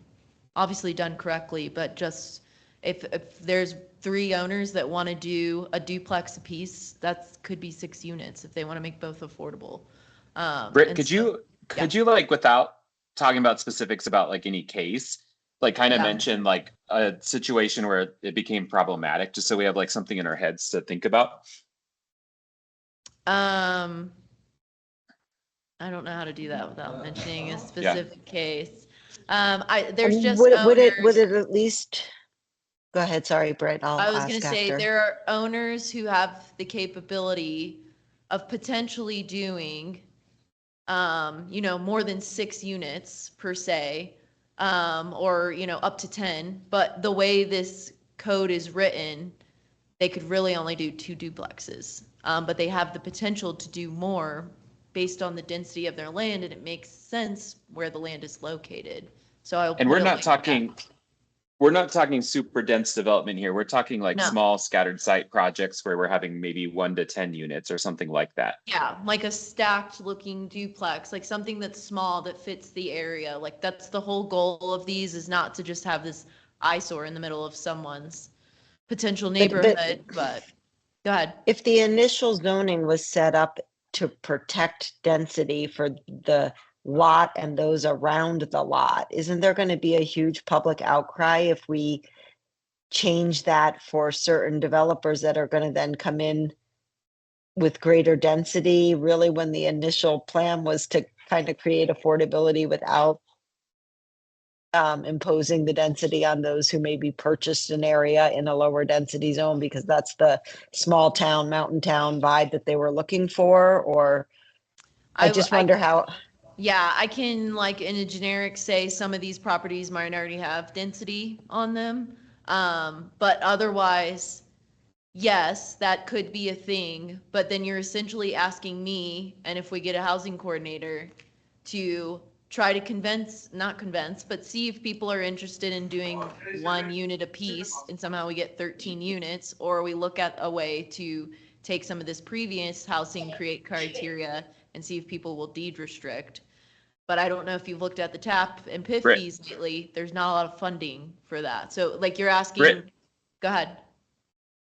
And they would still meet yard and bulk standards, most of what we've looked at before, Yeah. correct? Like, okay, Yeah, it would still meet setbacks, your yard setbacks, your front setbacks, things like that. But I'm just saying, like, these are the options that are kind of coming, like, the way the town looks is like, we're leaning to private owners to do like 1 unit. Which And what incentive would you offer them? Would you reduce the PIF fees? Because a lot of people would take you up on that. I mean, to me, there are. We just had a study and it's still in the process. I can tell you from previously working in utilities, the things we have to use to treat your water and sewer are not cheap, and they go up every year just like everything else does. So unless there's some kind of funding for it, I don't think town has the capacity to waive fees. That's obviously up to the board. I don't know that you'll get huge staff support from utilities. The only way we were able to do this during the housing study was to allow for variance setbacks and to waive fees for them to go through these processes for those variances, and to also have a speedy meeting, which is within 30 days of application. And that means the PC might have to hold a special meeting, but the town doesn't have, like, we don't have the finances to offer some of these big things. Now staff, like John and I, are really looking into what funding can we educate people on, to give them the opportunity to have this funding, and how that could work. But there's still a lot of components, and I don't think PIF fees is on the radar yet for funding for anyone, unfortunately. Yeah, it just seems like the trade-off when we could be incentivizing more private owners toward lower density affordable housing is now the trade-off is that we're going to offer incentives to developers who are going to come in and really, I mean, we offer the same incentives, whether you're a developer making 10 units or a private owner doing 1 unit. They don't get any, they can ask, the essential thing is they can ask whatever they want. But usually when I'm having these conversations, I am pretty, say, ask if you want to, ask for some favor on PIF fees. Do I see that happening? No, I encourage people to look at the town budget that was passed, and it's just, there's no capability there. So would you offer the same incentive to a private owner who owns a half an acre in town? And now they want to put more structures than that half an acre would normally allow, but they're right in the middle of 4 other homes. Their lot is empty, but it's in the center of 4 already built homes. Yes, because you still have to abide by yard and bulk setback. So it doesn't matter if you're in the only, like, town-owned parcels don't have setbacks, but any residential, commercial, or there might be CBD might not have setbacks. I got to double check, but residential requires setbacks. So you still have to be 25 feet from the road and, 25 or 40 feet from your neighbor. They're different depending on what zone you're in. So yes, we would, because if a owner, like a private developer comes in, they're essentially going to be going to a residential owner who doesn't have probably any parcels or any structures on their land. And they still have to follow the zone district, whatever zone district they're in. They can't, there's other controls there as well. And there's only so many lots that can meet those standards that Britt just said anyway. But I'm still confused. So if there's an empty medium density lot, it's zoned in medium density, and it's a half an acre, and normally you could allow 2 structures there. So say it's 0.44 acres, and it would normally allow the 2 structures. You would give permission for that landowner to sell to a developer who has plans to, as long as they meet the setbacks, to put more than that number of structures right in the middle of that residential. The way the definitions are written, like, so duplex, you for medium density residential, you need 16,000 square feet. So there's still only use by right, which are these duplex, fourplex. You can't really throw like 4 fourplexes on that. And if you're going into like apartment size, say you're wanting to do 20 units, that requires an SRU anyways and might be restricted. So there's always a process that is essentially restricting it. So like you can't build more, like your units can't be stacked together because there are still setback requirements for how far apart they have to be. So the yard in bulk doesn't really allow you to create that much density. And even with this change, there still doesn't allow you to create that much density. There's always, the 1 acre really sets back how many structures you can put on there. And I'd be happy to like email you outside of this a specific example of what that would look like to make it make more concrete sense. But I can tell you, like, if somebody came with 4 duplexes, it's not going to fit on 1 acre anyways. It's not going to be allowed because yard in bulk restricts that. Okay, thank you. So I guess I'm confused on, do you have a set criteria that you're saying, okay, for affordable housing, we would like to allow this change as opposed to what it is currently? Do you already have that identified? No, right now, yard in bulk or affordable housing, there's just the variances that they can come to before the planning commission to ask for setback changes.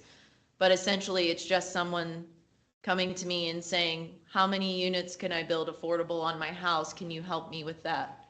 Right. Like math. And I say, based on your setbacks, this is what we're like, this is a rough estimate. You have to do the real math, but this is what you could essentially fit 2 units. Okay. So it sounds like you guys need to come up with, what you want those square footage pieces to be if it was affordable housing, because you're asking us to make a separate table, right? For I don't think we need to, the only change I think we need to make to it for the affordable housing would be structure versus dwelling units. I think the setbacks remain the same because then they go to the variance and the variance can cut all those in 50% but the heights. But I don't think we should create tables showing all those different options. I think that's up to the developer to bring that to staff, if that makes sense. Yes, it makes sense. But so I think we finally got to the elephant in the room. So yeah, all this stuff that we just talked about is round and round. So if you actually change this code, so the issue that I have, changing the code, then you're changing it for the town. Then you're going to go to, well, let's do variances or let's make additions or subtractions. So, the way it reads right now, changing the structure, you're changing the entire code. So, and we have worked on this in the past, and I know the past doesn't matter, but Mike, I'd ask you to speak on this too, because we certainly tried to just carte blanche move on high density, that they could do a process of 8,000 square feet and increase the density to 1 dwelling unit to 2,000. Well, the entire town showed up. We've also your wife was here, so that was 2015. We tried to do a density increase up on 4th Street and 5th Street, just east of Bridge Street. And again, it's very hard to do. So when you make a decision across the board, you're taking in zoning for the entire town. And can I ask a question to you real quick? Sure. Would it make more sense, because I was looking through this and I didn't look at this before. Let me see which zones it's restricted in actually. So would it make more sense then for us to just encourage the SRU, because multi-family dwelling units exceeding 4 dwelling units is restricted, aka SRU? Would it make more sense to just say, this is going to be an SRU, stay within setbacks? Does that make more? I never looked at that before. I think we have to work on how we want to do this in the yard and bulk, across the board. So I think we need to work on this. Yeah. But to try to change structures to dwelling unit, it's just gonna, that's gonna cause chaos. And what we need to do is find, our next discussion item, which is commercial in that whole town DDA, they bring up very clearly ideas of how we can do mixed use, and/or they're even saying not mixed use, high density residential, actually taking away the mixed use. So there are ideas there that are a win-win. But just let me say, though, that the idea of actually, across the board saying that we will just do a density increase where you could put in a triplex to take Big Springs or Old Town, especially 8,000, it's 4,000 square feet, one house per 4,000 square feet, and say we'll do a density increase, or we'll give a developer, an idea of doing low-cost housing. They will come in and probably try to scrape the entire block. And that's the pushback from the neighborhoods. Because that's absolutely, if I was a developer, that's what I'd do too. And that's exactly the blowback was what it was. We just wipe out Old Town and all those little, 800, 600,000 square foot bungalows where people have lived there all those years. The other example was up behind the shopping center on Conger, where there's actually a lot of apartments. We tried to do a density increase there. And it was the exact same idea that it's just, it's very hard to go into a neighborhood.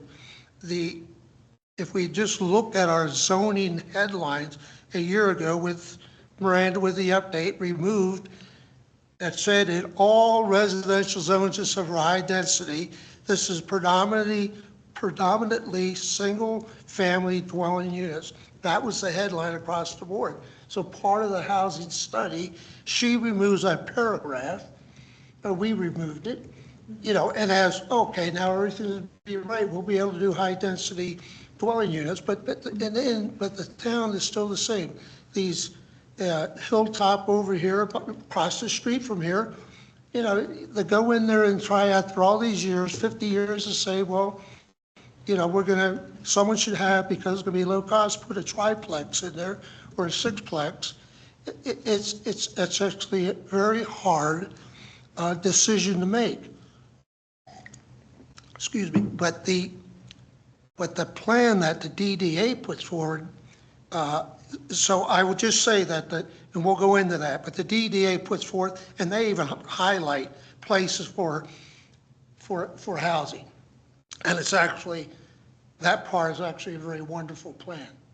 And we also have Meyerton's property, the residential that we talked about, the flex area.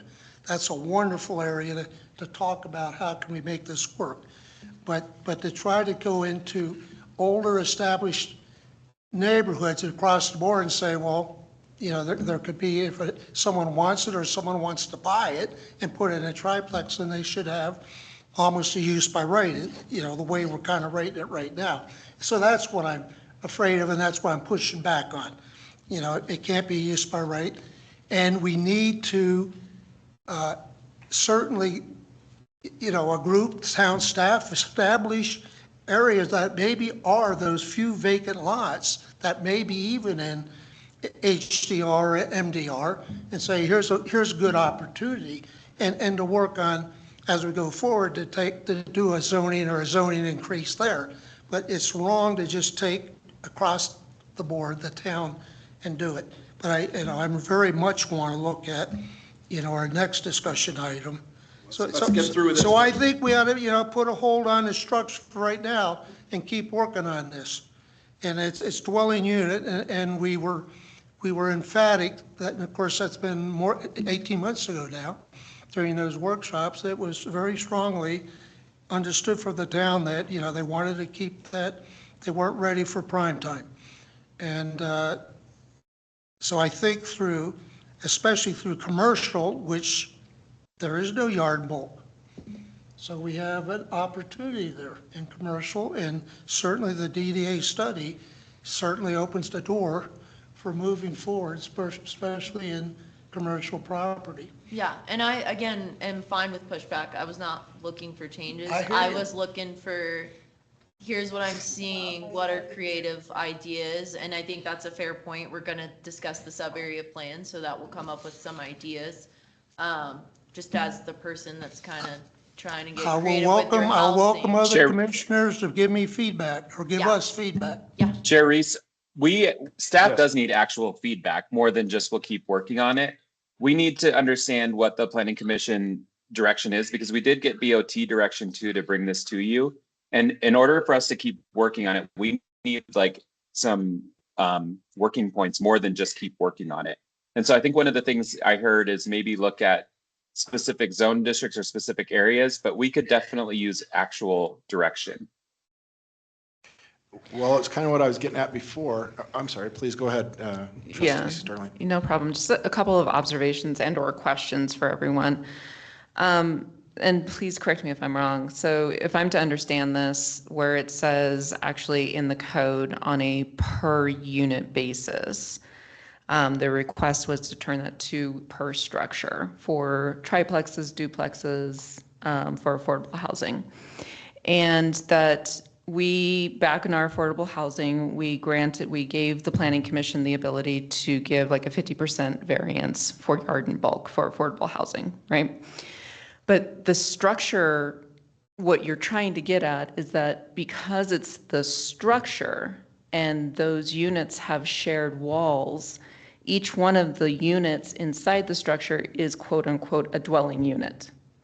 And you want to be able for it to say a per structure so that when we're looking at yard and bulk or we're looking at the minimum lot per lot area, it's taking into consideration that entire building. Yeah, so. Okay. Yep, which means that one building is still held by the same standards of Yep. HDR, which means you need 4,000 square feet instead of for a fourplex. Right. Can I And ask something on that same point? Sure, go for it. It just seems like, Britt, when I spoke, and I think it was even you that I spoke with back in the time that we looked at building a structure that had a separate dwelling that was attached. And we were told only one PIF fee would be charged because the distinction between dwelling and structure mattered, such that you would, is that not what we're talking about? Like, No, so the clarification there is if you have an accessory dwelling unit that is attached to your primary structure, but they are separated, they're still essentially one structure, you only have to pay one PIF Correct. fee. If you have an ADU, Okay. an accessory dwelling unit that's not attached, you have to pay 2 PIF fees. But also when you came back to me, I think we still had some restrictions on the accessory dwelling unit language that was changed during the housing study that happened before you were on the PC. Oh, okay. And so what about now as a developer? What about a developer who would want to use that same lot and build 2 duplexes there? You got to pay. You're saying that, You got to pay extra fees. You can't pay one fee for that. It's essentially there's a dollar charge that goes on for multi dwelling units or multiple family units, and then there's also Okay. the charges for the separate units. So there's 2 separate PIF fees. okay, wow. Yeah, so that's a big thing in our town too. Is if you're building for somebody really has to have some money to build for Affordable housing, unfortunately, yeah. So, okay, but anyways, that main structure is still bound by yard and bulk, and the Planning Commission can give up to, but you would dictate up to a 50% variance. And so what that would mean on some of these yard and bulk is instead of maybe a 40-foot, a setback of 25, you could decrease that by 50%. So it's still constrained as I'm hearing it. It is still constrained. I guess another thing to consider to play devil's advocate on Roger's side is that they could ask for 50% of that minimum lot size area. But asking for 4,000 instead of 8,000 per structure, it depends on the lot size. From the lots that have been approaching me, they can't build multiple structures anyways. So some of them can, just to put it like that. Okay, so they could ask for a 50% variance on the actual lot size. Yes. Okay, that's good clarification. Yes. So my question is, if the Planning Commission went forward and actually created an alternative table for just affordable housing, it actually still does not solve our problem if somebody wants to implement a triplex or duplex for non-affordable housing purposes. Would that be correct? Okay. So even if you all were to decide to do that, still doesn't solve the problem of identifying triplex, duplex for non-affordable housing purposes. We still have this problem of a per unit versus a per structure dilemma. Yeah, and I think that's where Roger's saying his concern is, but I'll let Roger speak to that. Well, and then I'll also, I'll go down that similar vein. In looking at this, because I did a little bit of analysis over the code, I don't know if that it's a problem, but we have two different definitions of structure in the municipal code. We have a definition in Chapter 18, and we also have a definition in Chapter 16. And Chapter 18 says structure is a walled and roofed building, including a gas or liquid storage tank, which is principally above ground. Not sure if that becomes a problem when we go to identify structure in the ongoing use group table. My other question, and kind of just going through this analysis, was, does this definition, if we were to change from dwelling unit to structure, does this impact alternative dwelling units definitions and the implication of those? My brain started to get a little fried after trying to just do that thought exercise. So my question is, is structure the right terminology? If I look a little bit lower into the use group table, yard and bulk, I see that there is something that's identified as principal uses. Could it be that instead of minimum lot area per lot and per dwelling unit, it becomes minimum lot area per lot and per principal use?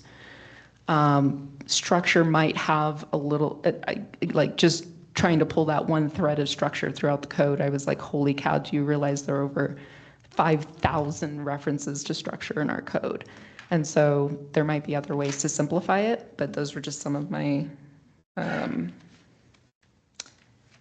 those were just some of the initial observations that I saw. Okay, thank you for that. Go ahead, did you have something to add? No? I would say that we're getting pretty strong feedback that the impact of changing it from structure to dwelling unit would have some additional consequences. And I'm starting to understand a little more, okay, if suddenly this lot, we never intended for there to be 6 units on this size yacht, 6 dwelling units on this size lot, and people coming and going and all those things. I see why Roger is saying, that's important not to. And let me just add too, so if it's just restricted to trying to do this affordable housing as opposed to across the board Chapter 16, then I think there's some, almost like we just talked about by application, some things that we could work on. I hear what you're saying, and yes, so my fear was that it's across the board, and that's not right. So as opposed to a particular application and criteria of what that would be is kind of a different thing. And as it was said, there's not very many lots in town that actually even fit that. But I also don't want to see where it's going to be a scrape and rebuild kind of thing too, because that would be not right either. So this is a tough one to talk about, but the idea of just across the board changing the yard and bulk structure dwelling is a huge step if it's just across the board. But I think you guys ought to give some feedback. That's why I thought the alternative table kind of preserves what you're talking about, but also gives some options for affordable housing. I'm also fine with, if it makes more sense to just encourage, I know the original intentions were to create not like a speedy process, but a faster process for people willing to tackle it. But I think what I'm hearing right now is until we can have more conversations, I should recommend kind of like SRU / there's going to be this deed restriction calculation component criteria is what I'm hearing to keep having conversations going. Because essentially anything over 4 dwelling units, multifamily is an SRU. But maybe there is a component to think about adding some kind of language where if it is affordable, that fee is still waived, because it's still a pretty hefty fee. An SRU is $525 for an application, non-refundable, and then $1,000 for escrow, with the possibility that escrow is more than $1,000. So, I mean, I think the escrow component might still make sense, not sure, but just these are just things I'm just bringing up. Right now, what I'm hearing is I need to encourage an SRU for someone who's coming in, or maybe we need to do more talking with the board and the PC, and people are just going to need to hold off. I don't know. Well, I think we're pretty, and I also agree, understanding the impact. Yeah. That changing just changing that wording is not the way to go with that. Yeah. I'd like to see maybe a proposal from you on, as Steve had said, and I kind of thought that's where we were getting to, a separate table for affordable housing. And maybe we could get a rendering of, just a 1 acre lot, here's, that we could actually get a visual representation. Here's what that would mean. Here's what we are recommending that would be helpful. If you have some people that are, and I'm assuming that the reason we're talking about that is you have somebody who's wanting to do some affordable housing. Is that correct? Yeah, I might have multiple, yeah. Well, just to clarify though, again, even if you created one for affordable housing, it doesn't solve a definition issue that we have with triplexes and duplexes already. Well, I think that we want it to be that way. We intended it to be that way, to not allow additional density beyond. Is that what I'm hearing? Yeah, it's very clear, yeah. So we don't want it to be that now you can have 3 triplexes on there as 3 units, as 3 structures, that now you have 9 dwelling units on a house. And so. Yeah, I do remember this came up during the work session now. Yeah. This was like a hard no. Yeah, I do remember that also. Yeah, so the use by right component was changed, but the definitions were writ strictly so that there was not. She wrote in the definitions just to try to appease the grant that they had. I think that's the way I kind of took that as it being that way. I don't know that for a fact, but it just seemed like she was just trying to get it done, to get closure and move on. But I don't know. Maybe there's a better way to have those restrictions implemented, but this unit versus structure, it's not just a theoretical application that directly impacted the property that was right next to my house. And the situation there was a lot. It's high density residential, Old Town, I think it was about 20,000 square feet, an unusual lot for Old Town. And there was one existing structure on it, and there was an application made and approved, use per right, for a triplex to be put in there. The triplex was put in very close to the street. The vast majority, 3/4 of the property was in the backyard, never accessible, not really used. So it was essentially like a 6,000 square foot lot that then had a triplex and a pre-existing structure put on it, which I wouldn't have much issue with it, except it's not affordable. So I think maybe there's a better way to have those restrictions in place. But my point is that it's not just theoretical. It did actually. But it would have been worse had the definitions been changed, Yes. where they could have put Exactly. 3 buildings on your Exactly. lot Yes. and impact the neighbors. So the right? next word's out of my mouth. Yeah. Okay, sorry. Yeah, no, thank you. Thank you, Steve. So I think that the issue is that if we go to that structure, then that basically changes density for the entire town and every zoning, which is not, and as we talk about this more of it comes back to me. I do remember that conversation about the tiny homes with Timmy, and that, so the impact of changing that from structure would be, okay, instead of a triplex, a single triplex that might be approved for this amount of zoning, we change that wording, then they could put 3 triplexes on there, and now you have 9 separate housing units on there, which was not the intent of what we were trying to do. But could they, because of yard and bulk? I don't think that they could. If we change this definition, it completely changes the formula for yard and bulk. Like in Mike's example. But does it? I just have to beg the question, does it? Because right, it's a possibly, I don't know that it's a but it's still, if dwelling units, so like your triplex, right, those are 3 dwelling units. Right. One structure. Right. I think it still gets constrained. That one structure, you can't go beyond the yard and bulk components for that one structure. Agreed. This was Okay. specifically pertaining to the lot size. Right, but in that particular lot, you could have put more than one structure. Yeah. Which would have been allowed even in our code. Yes, but the number of dwelling units is different. Correct. Yeah. Like, so now let's say yeah. there were two Yeah. or 2 triplexes, Yeah. Right. right? Yeah. On 20,000 foot lot, that's permissible. I understand that, but what's the reason, and I'm going way back with Roger, the reason that was written the way it is, because now you've got 3 times as many cars and people coming because you're now talking about dwelling units versus structure, right, or vice versa. You see what I'm getting at? It's the impact on the neighbors as much as it is what's going to fit on that lot. And if that lot I was, think were you not just saying it would be the same regardless? Because a medium density 20,000 square foot lot could still have 2 structures on it, each with 3 dwellings? Not as it's currently restricted now worded.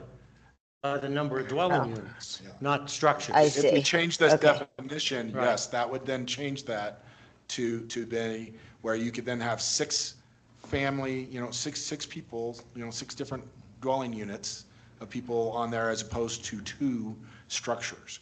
So, I'll say this, if we've still got a lot to get to tonight, my direction to the staff, and we'll have other people allow to wrap up, is we need more. We need more information. We need more what the impact would be on this. We need some visual representation, and we need to see what the impact in the different zones would be. Because, I don't feel like, I've kind of been converted that when I thought it was just an error, a clerical error, I was willing to make that change. But now that I remember that this specifically came up, and that the impact of having, just like Steve said, now you have much more people, much more traffic, more parking necessary, people coming and going. And so then, it needs to be an SRU if you want to get that kind of density, in my opinion. So I would say, and other people can add what they want, is that we need more information on what the impact of this change would be in the different zoning densities. Yeah, I would say that's the consensus I'm getting, and I do want to reiterate, based on the energy in this room, this just came because I just wanted some feedback. It wasn't, this has to happen. It was for conversation like this. And again, it's just, you're one person being creative with the code they have, but like, this is appreciated. For me, this makes sense. This gives me more to, this is kind of what I was looking for. Like, where do I start? What makes sense? Where is it hurting? And so to me, I'm hearing, do more research. If someone were to come forth, hopefully the deed restriction is in place and the SRU is the way to go. Is what I'm hearing right now. And that still gives me plenty of opportunity and plenty to work on. For that additional density, I think. Yes. So if you'd like to have coffee and help think through this, I'd like to volunteer for that. That's super helpful. And I think it's important that affordable housing still needs to be defined. Yes. But keep going. But maybe not tonight. No, I wanted to say that, like, going back to the possible other table, that one of the things that should be considered is that the requirements for low, medium, high-density residential should probably be different. Yes. So, and I'm happy to help assist you think through what those differences are. Yeah. So, And that's why when we had the awesome. housing workshop, the little R's showed up. Yes. I remember that In the high now. density, and that was the reason why. Yeah. Right. Yeah. And thank you for the collective memory here. Yes. Refresher, yes, I do recall that being a pretty hard issue that was, that they had wanted to do that because of the changes that might lead to. And what Roger says is exactly right. Somebody buys 4 lots in Old Town and scrapes the houses, and now they have, 12 units where there was 4, That's right. perhaps. Yeah. could be, because they build 3 triplexes. Right. Not to pet the puppy a little much more, a quick example would be that it would just be one structure, but if we call it not dwelling units, it would be a 4,000 square foot lot at the highest density and try to put a triplex in there. It would be probably hard, but theoretically, if we would just change the carte blanche, it would be a triplex on a 4,000 square foot, very high density lot. So, yeah, it's across the board. So we have to work on it. I'll come into town and go back and look at that, see where we're going, and I will work on it too, which I always do, to see what we can do. Yeah, I appreciate all of that. I'm definitely open to people coming by and if you want to schedule stuff and pick each other's brains, that would be amazing. Yeah. So John, you asked for direction. Are we getting any closer? Since I'm going to be doing the chunk of this, yes. Not to answer from him. Thank you all. Is that sufficient, John? Yeah, I honestly think we should have, this is really a work session, what we're doing right now, a discussion item. And I think that maybe we're going to need to talk about this a little further, because I think also looking at the ordinances for what did happen last year is also a part of this, and making sure we're all consistent on what these terms and language mean. And I think maybe what we can do, and Britt, we can talk about this further, but just making sure that we know we just like really workshop this out so that whatever it is works for everybody, because that's ultimately the intention here. I don't think anybody is looking to build a bunch of slot homes everywhere. We're just trying to make sure that we can meet the goals, the stated goals of the Board of Trustees in the town. And I think that we can work together and come up with a really good solution for that. And Yeah, just real quick. And it, again, just illustrates why Chapter 16 has to be rewritten, whether it's definitions that are different across the code, but also the way we go through this process and handle it. So it's a hand-in-hand thing, is what I'm trying to get at. And just real quick, just Britt, because you are doing the work, was this sufficient for you? Did you get everything you need? Yes, this was helpful. I can still move forward and also make changes. Okay. So this is good. And if, we do end up having to do a workshop, that'd be fine. We could dig into this in detail, and I just think we would need a little more showing what the impact would be by residential zone or different zone in town. And I would tell you that it would certainly help my brain if there was a visual representation on, so the change would, this is what it is now, this is what the change would be, but ultimately I think you're on the right track where you can handle this through an SRU process. Okay, before we get to the next subject, let's take a 5-minute break until 9 o'clock and come back, and I appreciate you staying on the line, Kate, and we'll pick up the sub-area plan then, okay? All right, 5 minutes, back at 9.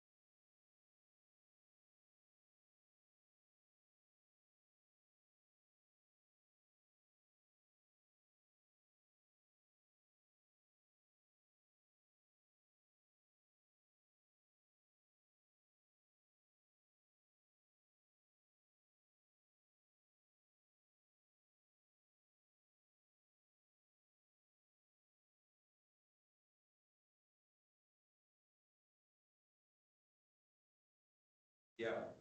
Well, yeah, I'm just wondering if the entertainment on this next one is going to be exactly the same. Well, one of the. Thank you. Yeah. I don't, I cut everything off when Trump was canceled by satellite service. We have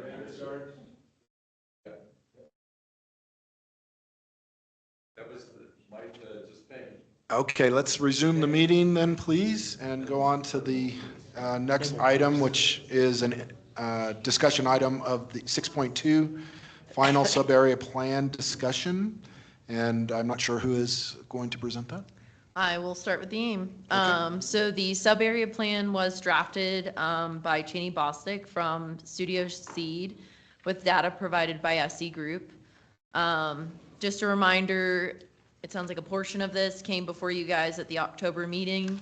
The purpose of this discussion item is to really walk you through the plan and answer any final question before it moves for a public hearing.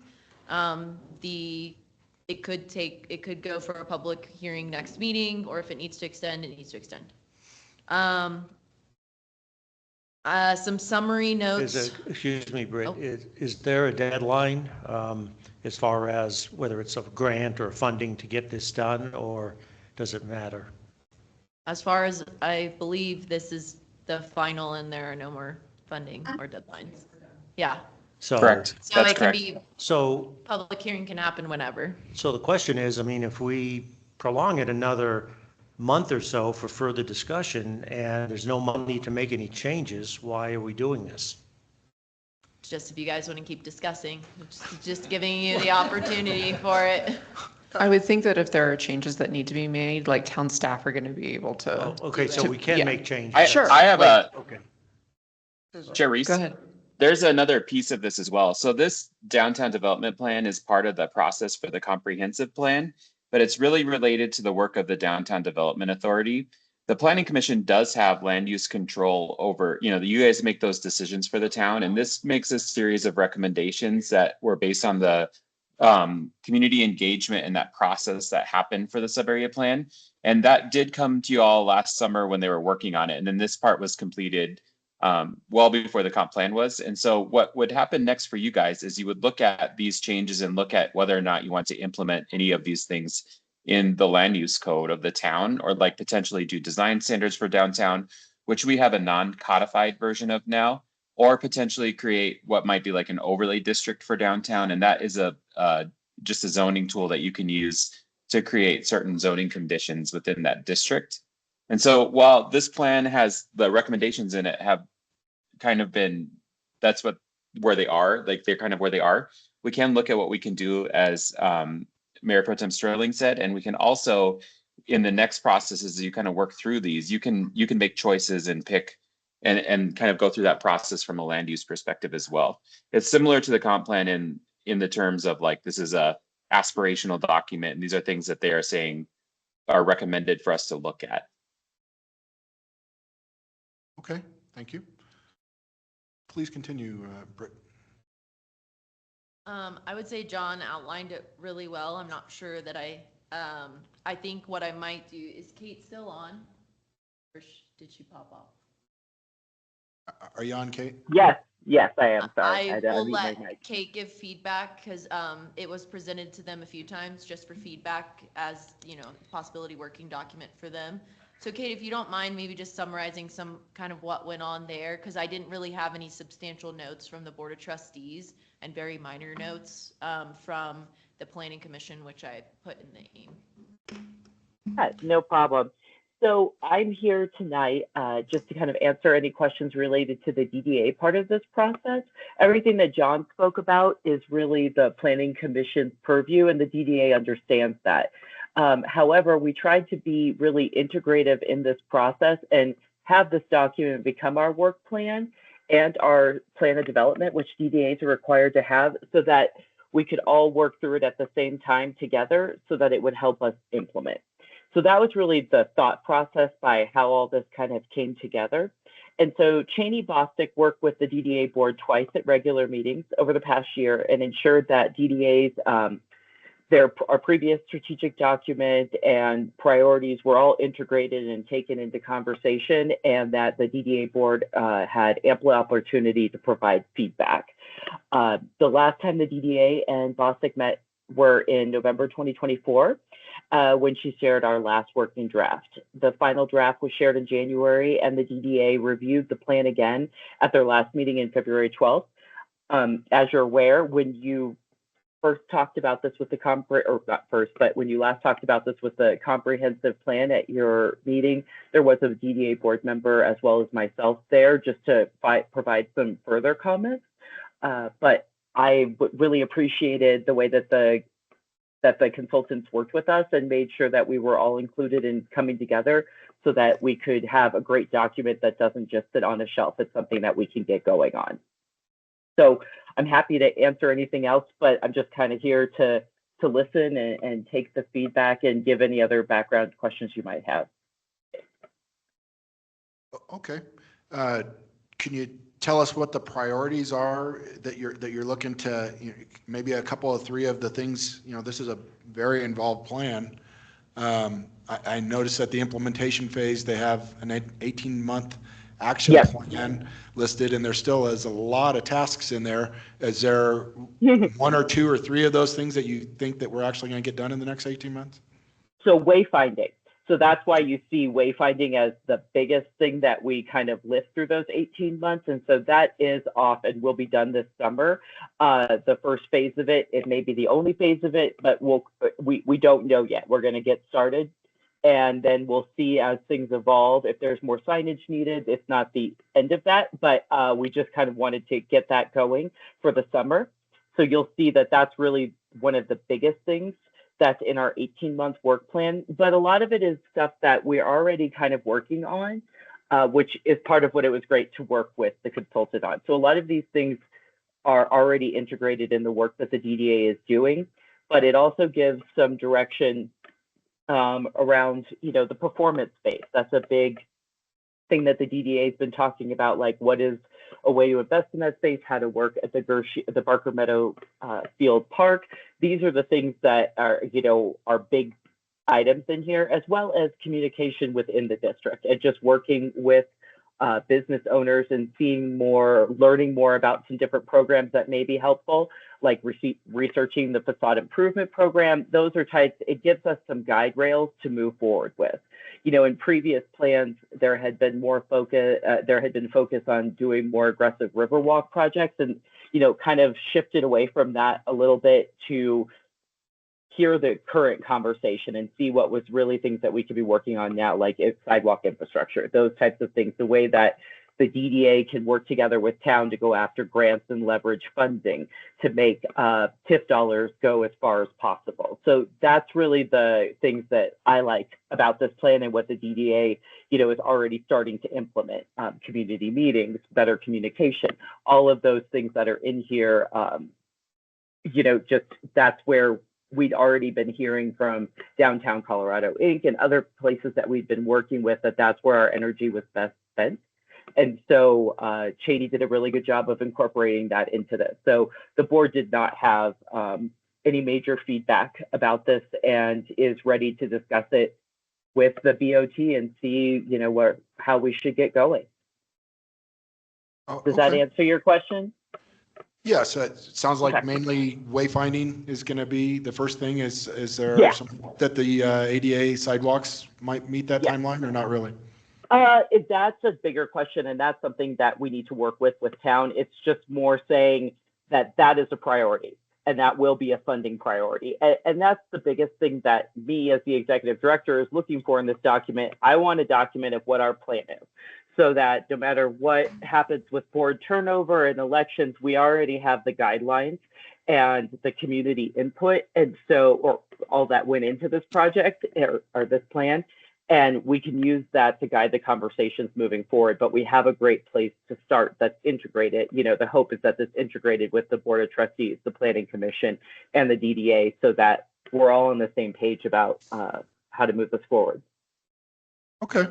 I appreciate that input there. And there certainly are some things, as John said, that are pretty aspirational. Some of these catalytic projects, adding the bridge and like you said, the waterfront park and amphitheater. These are things that are, land and funding based, possibilities that may be down the line. I love this as a visioning document, and I appreciate that there is some specific stuff in there about the design standards. That what I assume is that's what we're looking as we go into chapter 18 and chapter 16, that you're looking for us to codify some of this stuff, some of these design standards. I think that's a John question about the design standards, because like I said, the DDA did not focus on that. They know that that's more the Planning Commission's wheelhouse. It's really about where the town and DDA can work together and how we can leverage funding. Yeah, there's some talk about that in the document itself, and I think design standards are something that's been attempted in Nederland in the past. It just was not codified. And I think that's something that we could look at if you guys are interested, is like putting together some design standards for downtowns. That is something that's relatively common in downtown areas similar to what Nederland has. The other thing is the potential for an overlay district, and that would allow you to like look at the zoning that's recommended in the plan here and look at whether or not that makes sense to you and how that might work. And an overlay district is just another tool in your tool belt that you could use. But I think that ultimately those are where the Planning Commission, where the rubber meets the road for you all, is like making some decisions about what's contemplated in that plan and what may work. And again, this is very similar to the comp plan process. We're not locked into anything, but looking at these recommendations and just kind of like the conversation we just had and having a, do these things make sense? And if they did, how would we talk about them and what could be the implications and that kind of thing. But I think that would be a good process for Planning Commission to go through, is looking at those two kind of general areas for the downtown. Okay. Let me open this up to the rest of the Planning Commission. Is there anything else for the staff, Britt, or do you have anything? Nope. Okay. Oh, I'm sorry. Thank you. Let's see if there's anybody online. There's no one here in the room that would like to make public comment. If you have an opportunity, make yourself known there, and you get 3 minutes to give your feedback on the sub-area plan. Thank you, buddy.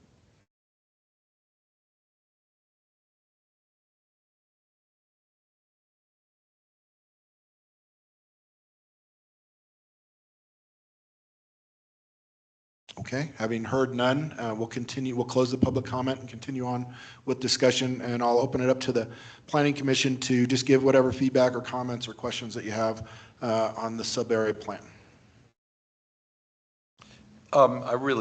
This was well done. It's a great work product. On the Catalyst projects, if you started to rank them at all in terms of how you want to take them on, that's addressed to town and to DDA. I didn't quite understand your question. Of the 6 Catalyst projects. I got you, Tom. I know where you're going. Yeah. Tom's asking, like, of the projects that are listed, how that would be prioritized. And Kate, I'll let you kind of talk a little bit more, but the board and the DDA have been, the Board of Trustees and the DDA recently had a meeting to discuss their bylaws and updating that. And once that's completed, the next process is the plan of development, which is the kind of the controlling strategy document for the DDA, and that's based on those projects. But Kate, do you want to just kind of like talk through what your thoughts are about how that works for you, like how those projects kind of go down? Well, I think as you heard in your feedback, there is mixed feelings on the board about the big catalytic project related to the performance space. There's a lot of desire to move it forward. There is some hesitancy in wanting some more information. So I think that will likely be the next bigger conversation. And then obviously anything that we can do, and I know there's a lot of desire, we have a lot of information and studies we've already paid for that can get us to some different spots. And so they are looking at that. But I do think that that's one of the big things. And then obviously everybody is on board with wanting better infrastructure sidewalks.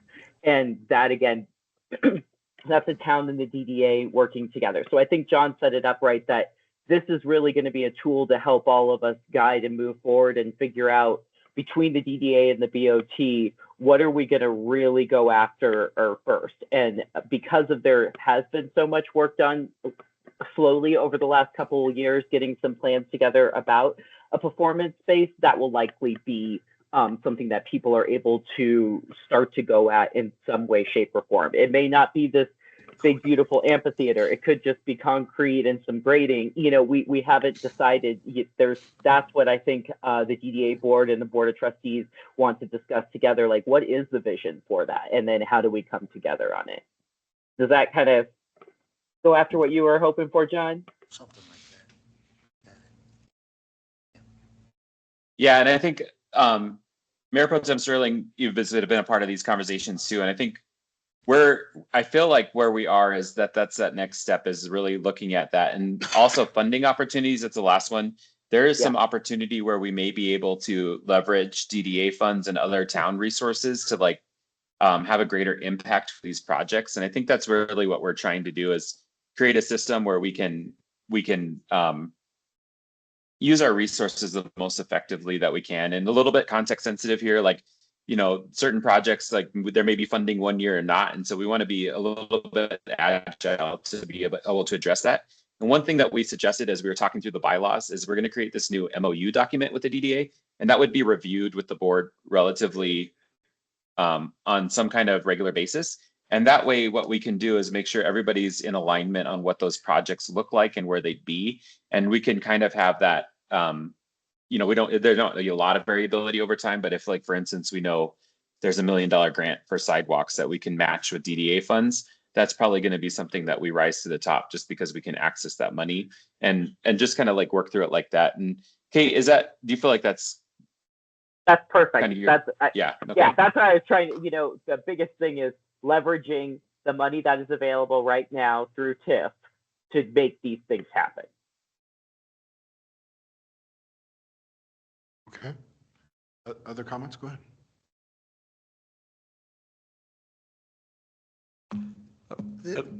You want to go first, or you want me to? No, go ahead, sir. On the traffic flow, I was curious why we reversed the part in front of Town Hall, where that came from, and then how would the Rotary work, and is that CDOT's responsibility, or whose responsibility is it? Are you talking about the current Rotary there? Yeah. Okay, so when they were looking at traffic flow, this whole process started with like a community engagement piece. And we were also doing the multimodal plan at the same time, which for, I think, just general background, the multimodal plan looks at improving traffic flow for pedestrians, bicycles, and cars through Nederland. I think we all know the main impact the highway creates for Nederland and some of the traffic safety impacts that we have, specifically as people cross from where Town Hall is towards downtown. And so that was one of the goals of the study, was to look at how we can move traffic more effectively there. There's been a lot of talk in town about either a bridge over the highway or a tunnel under the highway. And both are practically difficult just because of the grade and like the constrained space in those areas. And so what they were looking at is a couple of things. That roundabout is very small. And so what practically happens is folks can cut straight through. So they don't actually slow down as the roundabout goes. And it has several, you know, I think it has 6 entrances, I believe, or whatever it has. But it's pretty, for what it does, it could be a little bit bigger. And so that was how that conversation came up. They have a traffic person on their team, and they are working with the team on the multimodal plan specifically about how, just like from a conceptual level, does this intersection warrant like a bigger roundabout, or what could happen to make this safer? And so that was kind of one of the cool things about doing the comp plan, the multimodal plan, and the sub area plan all at the same time, is the recommendations all kind of play on each other. In terms of the traffic at Town Hall there and switching the flow, the thought is that will reduce wrong way traffic through there. There's a good deal of that just sitting there all day. You see it all day long, and I know you guys all know that too. And also there's some thinking from the traffic folks that it would reduce the kind of the congestion that happens there on First Street as people are coming through that intersection and then queuing at the roundabout and then queuing to turn as well. And that sorry. So that's kind of like at a very high level, but that again, if we were to make those choices, we'd want to do a little bit more, that traffic flow has been like that for a long time. So there's going to be some work that goes into that and we'd have to restripe it and all those things. So I think that that's something we want to look at is if we can reduce any of the queuing that happens on the highway right there, it'd be great. But I think that's the general thought. Okay. He gave you a thumbs up. Go ahead, Roger. Well, mine, just general comment. Yeah, there's so many wonderful things about it. It's very good. I thought I totally understood you, John. So it's very clear this is like the comprehensive plan. And if we were going to do some of the zoning ideas, that would come back as an ordinance. Or if we would change building height, that's something that would be done as an ordinance, not through just this plan. Correct. And that's 100% within your purview.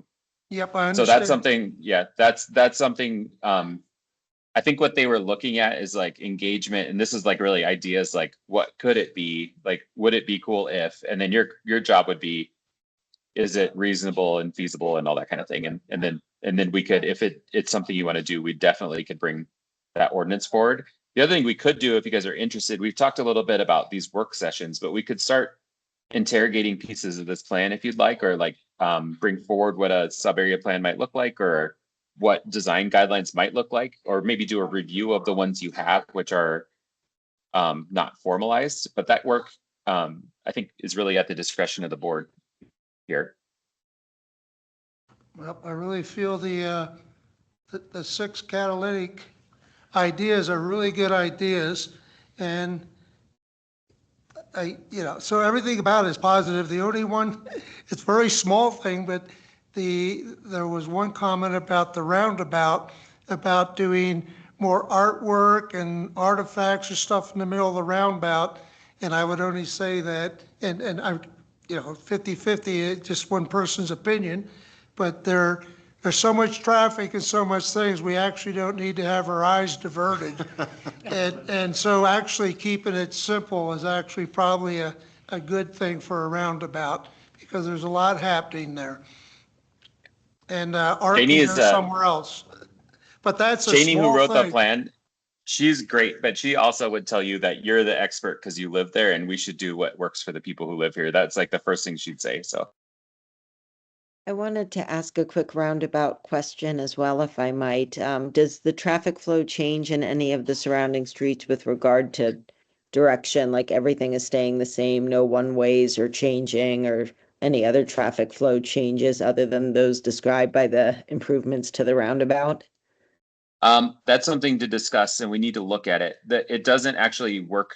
This has been a huge, I think you actually might have talked about this right before I came to the town, but there is a lot of potential changes that could happen downtown that would make traffic flow better. And one of the things is a Second Street flow into the roundabout is not ideal. I think that they kind of left it a little bit open-ended in the plans, but I think that ultimately that's a decision that we need to talk about, is whether or not that traffic flow needs to change. And then, the traffic on the other side of the roundabout too can be a little bit problematic. But one of the things they were trying to do is make sure that trucks can get into that gas station there. The other thing, like East Street and Snyder Street, need to be discussed, and that's part of the multimodal planning effort too. Snyder Street needs to potentially be changed a little bit so that it's safer for fire. And that's one of the things that they've been looking at, is making sure large trucks can get in there. And there is some conceptual ideas about what that might look like.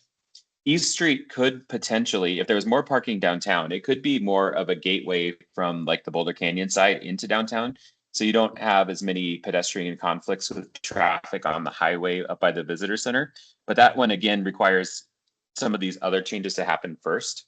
And so I think right now at this like kind of beginning stage, what we really need to focus on is kind of looking at these catalyst projects and making sure that they make sense. And then as we get to the bigger ones, there is going to need to be CDOT concurrence. And I think that they've kind of given what they've said is they're not against any of these ideas, I guess is what we'd say. But that would require a whole CDOT process. And then it's like Jim, I think, was the one who alluded to the fact that, right, well, one of you did, that CDOT needs to be involved in this, and that's absolutely true. But they're 100% willing to work with us on these things. And I think that's really the process here is kind of getting things moving so we can figure out what works for everybody. And that's going to take a little bit of time. Thank you. Kate, I was wondering, so, there is a whole slide on circulation and parking. It's number 40, page 40 in the presentation, if you have that separately, or page 72 of the packet.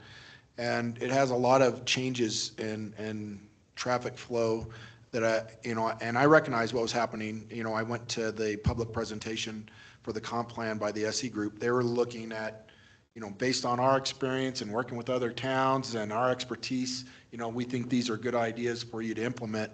But what did the DDA think about those changes in traffic patterns? Did they have any input on that, Kate? They did not have a lot of input on that. I think people that live here notice how, like we've talked about, notice how things flow.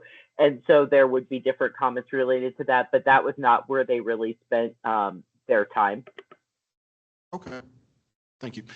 And just out of curiosity, Britt or John, what would, if we were to implement some of these changes, something as simple as change in traffic flow, you said CDOT, but what would the process look like? Would it be something that the staff, I don't know that the PC has any role in that. Would that just be a staff issue working with CDOT and then go directly to the BOT? I suspect it would come from BOT direction, but the land use pieces we would bring to the planning commission through that process. Like I'd want to make sure that you guys are involved in the appropriate places. So I think I would commit to making sure that that happens. But right now, I think one of the things is like we're so preliminary, like those conversations with CDOT need to be the first one, so we know what we're bringing to everyone and where the policy.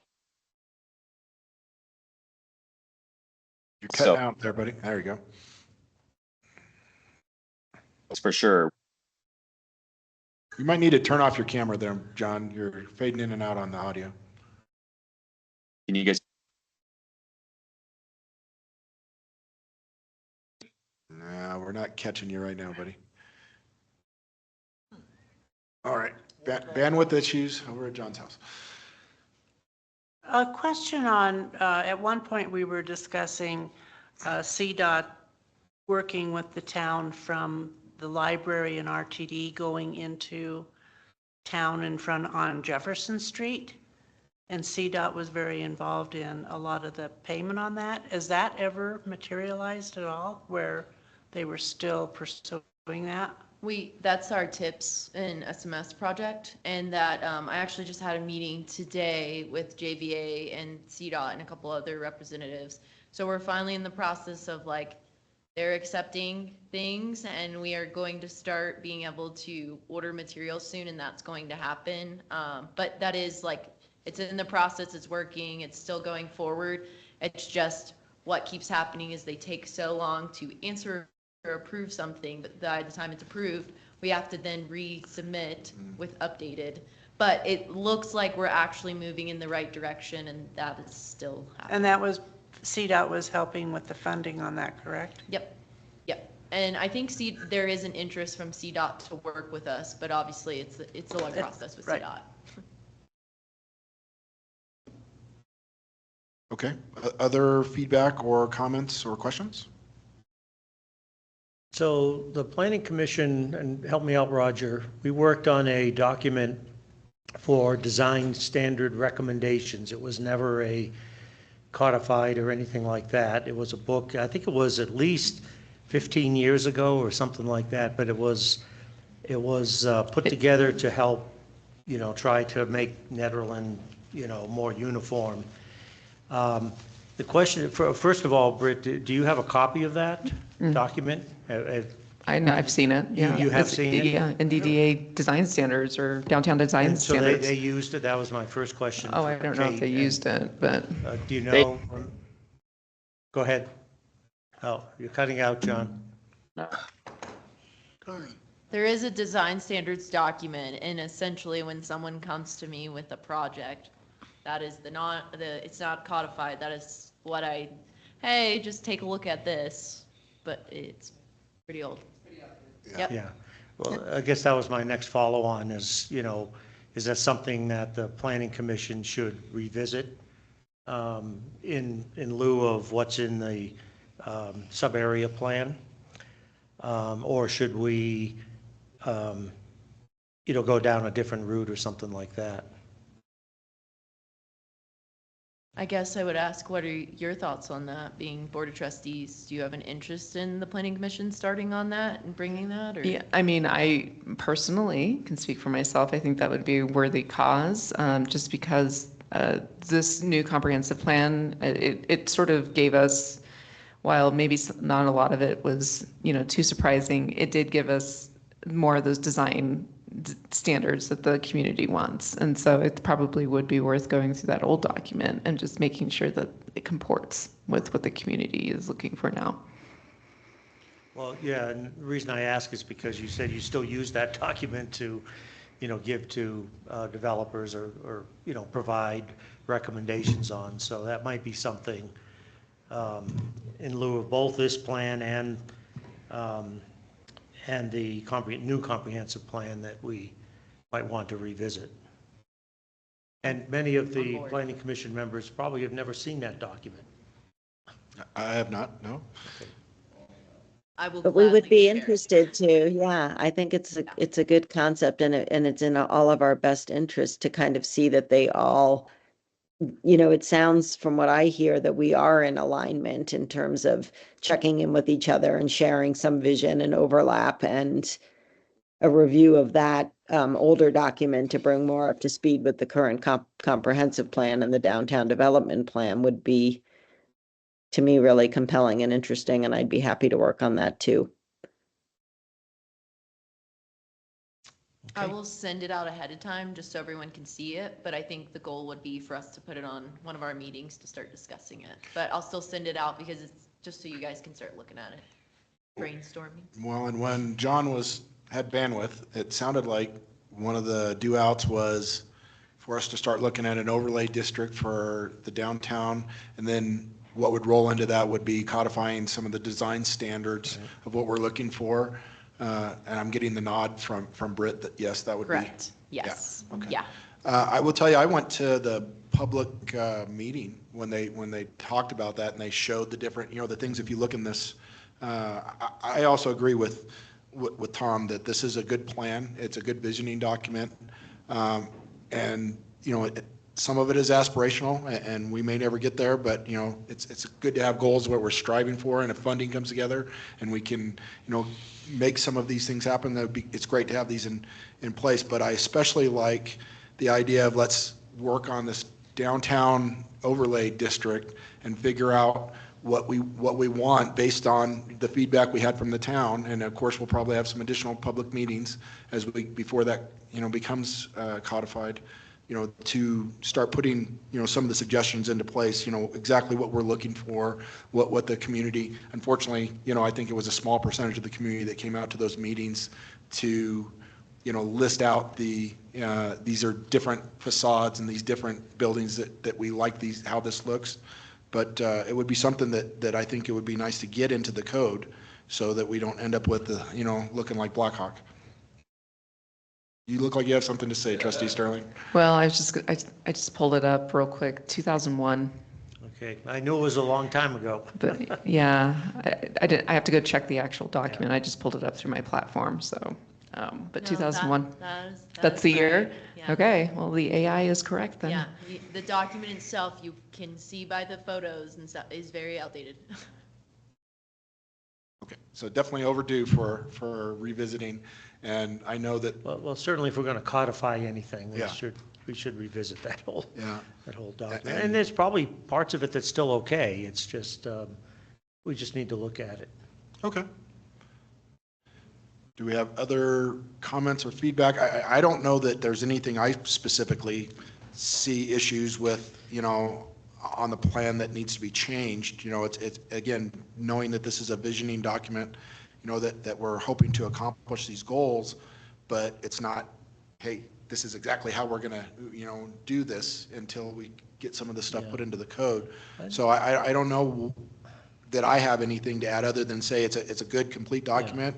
It took in a lot of feedback, and the ideas that it has in there, I think would be great, would be wonderful if we could get funding for, and get the partners with us, to build some of these things.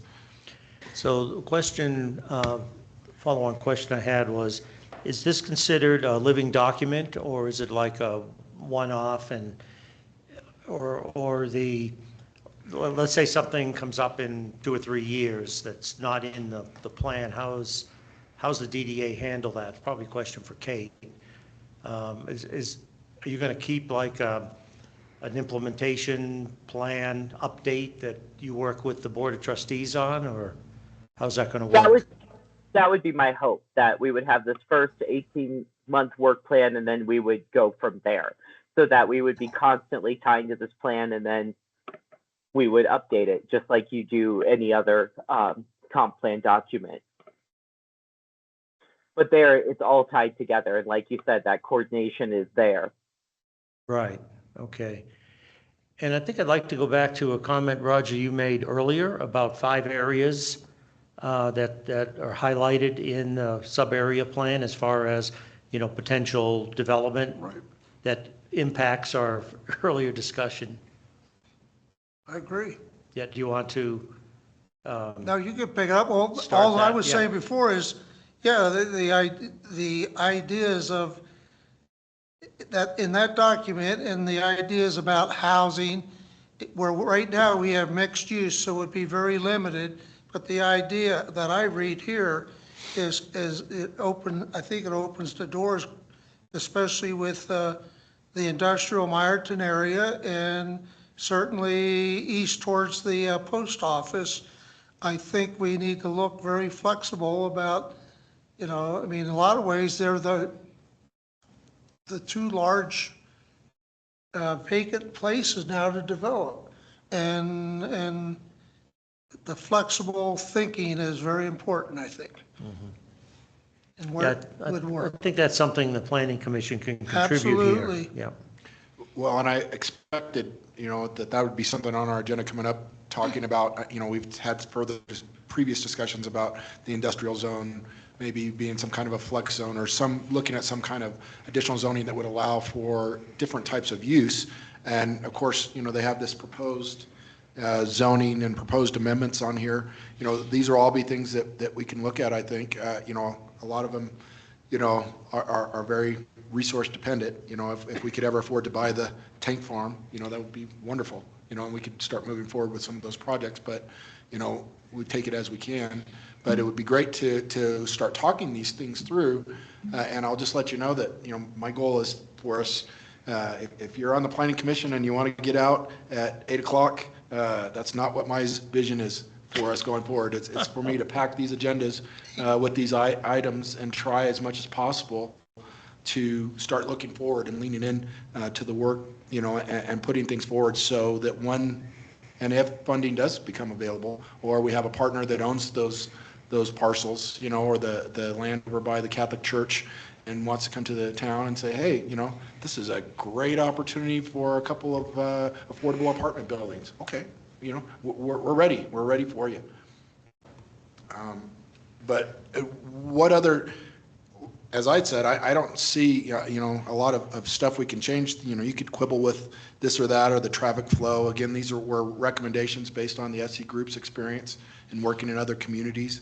They had I believe somewhere we have a traffic study that was done, because I remember when I looked at parking a few years ago that we looked at a traffic study. So I don't think we're starting from scratch on some of this stuff. We just need to dig up some of the previous work that's been done. Well, we just had the multimodal done. That's true. So that's the freshest perspective, that we can start to launch from.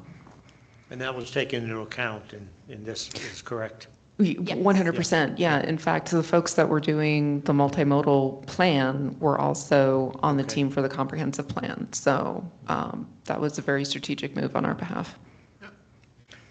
That was my original concern, was that we don't have contradictory information in different plans that are all once, because we refer to sub-area plan from the comp plan, but didn't really review the comp plan specifically, when looking at it as one big document, if you will. Yeah, all these consultants were sort of working with each other behind the scenes. Yeah. Well, seeing how we're not in a rush to get out of here at 8:30, I'll shoot for 8:25 next time, but here in 30 seconds, I'm only going to say one thing I actually have always brought up at different conversations about that second bridge. I just want people to think about this a little bit. So I totally understand the second bridge on Concord and what it would do to help make traffic flow. But the idea, short of, say, a traffic accident on the existing bridge, which is cleaned up in less than an hour, it does cause a traffic jam. But if there ever was a flood like we had, if anybody remembers Big Thompson, if you ever had an event like that actually wiped out our highway bridge, any other bridge downstream is going to be gone too. So it's not like in a case of emergency or flood, we'd have a second crossing, and the town needs to start even thinking about that, because probably if that bridge would actually get washed away, probably half the homes down East First Street and everything else is going to be in the reservoir. Sorry to say, but we need to actually think that way. And it's not a second cross, but it is during all those other peak opportunities. We certainly could use a second bridge and that idea, but not for that catastrophic emergency. Well, unless the bridge fails, Roger, from its own stress or something. Well, it's possible, right. Or a barge hits it, today's the 1 year anniversary I of the understand, but the Baltimore. idea of thinking that, because that's what we always think about, what happened down, in Loveland No, and I see other what places, you're- that there was there was a big flood. So if that would happen, so yes, just food for I don't thought. know how old it is, that bridge. Does anyone know? It's got to be coming up on 100 years, I bet. Is it 100 years? Coming up on, I imagine, 1930s? I don't know. Wow. Ask Dan. Okay, all right, you can visit after the meeting. All right, We well- still got a couple other items. Sorry. So other feedback at all that we have for the sub-area plan? Well done, now let's build it. Trustee or Commissioner Pinzinger, do you have anything to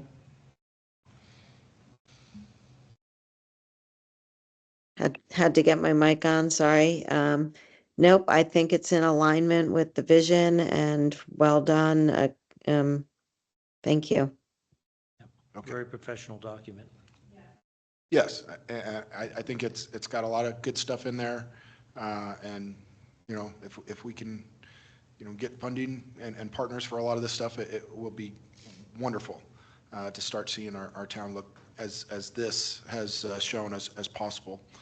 And how soon, Britt, do you think that we would, or do you know, I guess I should say, when we would want to start working on the overlay district?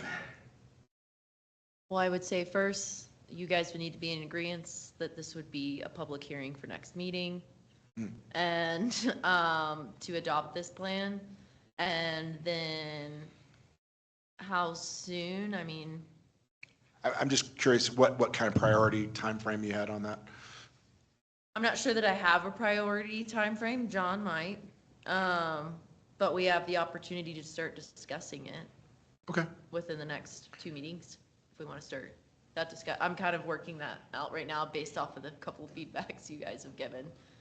So we can discuss that further at a meeting if that works. Okay. So I guess a question for Nicole. So if this gets approved, or when it gets approved, what's the Board of Trustees' next step with regard to this document, once it's approved? Basically, we are taking everything, all these plans that we've been going through, we're going into our strategic planning process very soon. And where, both in addition to what has we've been counseled on as in terms of priorities, we're going to kind of take a broad stretch at it and figure out, okay, what does this look like over the next 12 to 18 months, maybe 24 months, so that we can start to give also a little bit direction to the rest of the boards of like, we've seen all the data, this is what we need to prioritize. And there'll be a little bit of back and forth, like we'll probably, like last time, have an initial draft of a strategic plan, and that'll give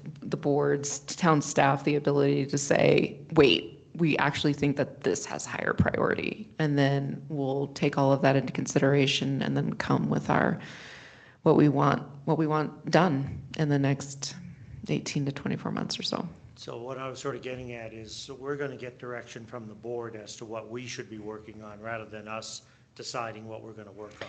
Yeah, and like I said, it's going to be a little bit of a back and forth. Like we need to, see if there's something we've missed. I mean, we want you all to speak up, sure. But for the most part, yeah, we want to be able to, because where we see an opportunity is sort of this cross. What we don't want is each of the other advisory boards sort of operating in silos and just, with blinders on, not really aware of how their work affects somewhere else, some other board. And so we want to have that sort of high level strategic view and help guide what this process can look like and what development will look like over the next couple of years. All right. That's why I asked the question. Yeah. Thank you. Yeah, no problem. Kate, did you have anything else you wanted to add? Any closing statements or anything? No, I just appreciate being able to participate in the conversation this evening. Thank you. Okay, we appreciate you staying on for the whole meeting to be able to give us some insight from the DDA's perspective. And we'd love to, as it relates to anything under our purview, as we start looking at design standards and things, that you guys are discussing at the DDA, feel free to come and give us updates, where you're at. I'm happy to do that. That'd be awesome. Yep, happy to do that. Okay, then everybody feel good about moving this as an action item to vote on for next month? Okay. Yep, sounds good. You got the nod of everybody. Okay, I'm going to ask for a little change in how we normally go about this. Okay. Normally we would go to the town staff reports and have other business be after that, but Commissioner Dye said that he had an issue that he wanted to talk about. Was there something before the town reports? No. Okay, that I was hoping we could get to, and then if we had to abbreviate the town reports, we could do that a little bit. Yeah. Is that okay? Yeah. Okay. Go ahead. We're going to go ahead and do other business right now and let Commissioner Dye bring up an issue that is concerning him. Great. Thank you, Jim. So as I imagine everybody is aware, there is an application by the mine upstream from us to expand a great deal. There have been articles in the Mountaineer, kind of all over the place, and the deadline to give feedback for that is April 2nd, in my understanding. My question to the board here, and also as though anybody online, is that would it be appropriate for the Planning Commission to provide feedback and an opinion about the potential expansion of this mine? So would it be appropriate? So I'll give some feedback, Yes. and Attorney Madison might want to step in. Yeah. We did kind of do this with Sab, Cass, and I. Mhm. We got feedback and then brought it back to the board of like a general letter to add to, because there are some legal components that we need to be cautious about what we're saying. Hence my question. Yes. Yes. Yeah. Jennifer, do you have concerns with them kind of doing the same thing as we did with Sab, maybe creating feedback to recommend to the board? And let me just ask, did you read our draft letter No, I have not. from the Board of Trustees? No, I can have not. definitely share that. Okay, let's great. share that, because a lot of the concerns may have been Okay. addressed, or you as citizens can sort of write in and pile Oh, on yes. to like the actual Board of Trustees letter. Yes. But yeah, Attorney Madsen, if you have any comments on Planning Commission actually writing their own letter. Yeah, I think that really, I do suggest you read the Board of Trustees letter first before taking any action. One thing that you would would be a problem is if you provided contrary information to what the Board of Trustees did. I don't think that that would necessarily happen in this case, but it would need to be consistent. So I suggest reading that. I think it's due April 2nd. And so John is really working on getting everything together and getting that letter submitted on a timely basis. And definitely you are permitted as individuals to submit additional information on your own. Great. Okay, did you want to just give us a general feedback on what your concerns are and your thoughts? My concerns are that, I mean, it's a big expansion that could potentially have significant impacts on wildlife, water quality, the general environment. I know that a lot of citizens, both inside of the town of Nederland and further upstream, are very concerned about it. I've looked fairly into detail, but are people here interested tonight in pursuing this conversation right now? Because I mean, there is a deadline. And we did discuss it a bit at the Yeah. town talk yesterday at Knotted Root. We had a town talk, and I think John Great. and Peter and some citizens showed up. Yeah. And I thank you very much, Mike, for raising the issue this evening, and also Attorney Madsen for pointing out our rights as citizens in addition to serving on this commission. So that's helpful distinction to understand. And I'm happy to certainly talk offline more or participate in any other community talk surrounding this. Yeah. So my concern with that would be, of course, sunshine laws, and that tonight is kind of our opportunity to have a group discussion on it. Well, I think it's helpful to first read the letter that the board, because many of the concerns, we could spend a lot of time, and if everything's already covered, we're kind of beating the horse. And would the impact be better from like the planning commission or individual citizens or residents of the town? Which would be the better impact? Yeah, there's always the difference between quality and quantity, right? I mean, we even as boards, we struggle with this, right? Like, do we want a letter from a body, a governance body, or lots of individual citizens? And I think it's both. Like, I think the Board of Trustees writing this letter, and I can very briefly just go over some of the things that we articulated in the letter. But I do think that, like, as a citizens, like, that volume will also speak volumes. So I think it's a yes and answer. Some of the things we brought up is, what about emergency response and town involvement? Let's say something goes sideways. How is the mine going to deal with that? If there's like an environmental incident or whatnot. We had some concerns around cultural and historical resource protection, right? Because of the expanded footprint, significant acreage expansion. There's a significant risk that unrecorded historical or cultural resources may be disturbed. So and these were posed as questions, like, because we want to be a part of the public hearing. And so we posed these as questions. Another one was around road traffic. Because with a lot more heavier trucks going back down the road, there is going to not just be more traffic, but there's also going to be, not in addition to water pollution, air pollution. Yes. And how are you going to mitigate that? I mean, we're a little town. And then, of course, there's the environmental justice, the vulnerable populations questions that we raised.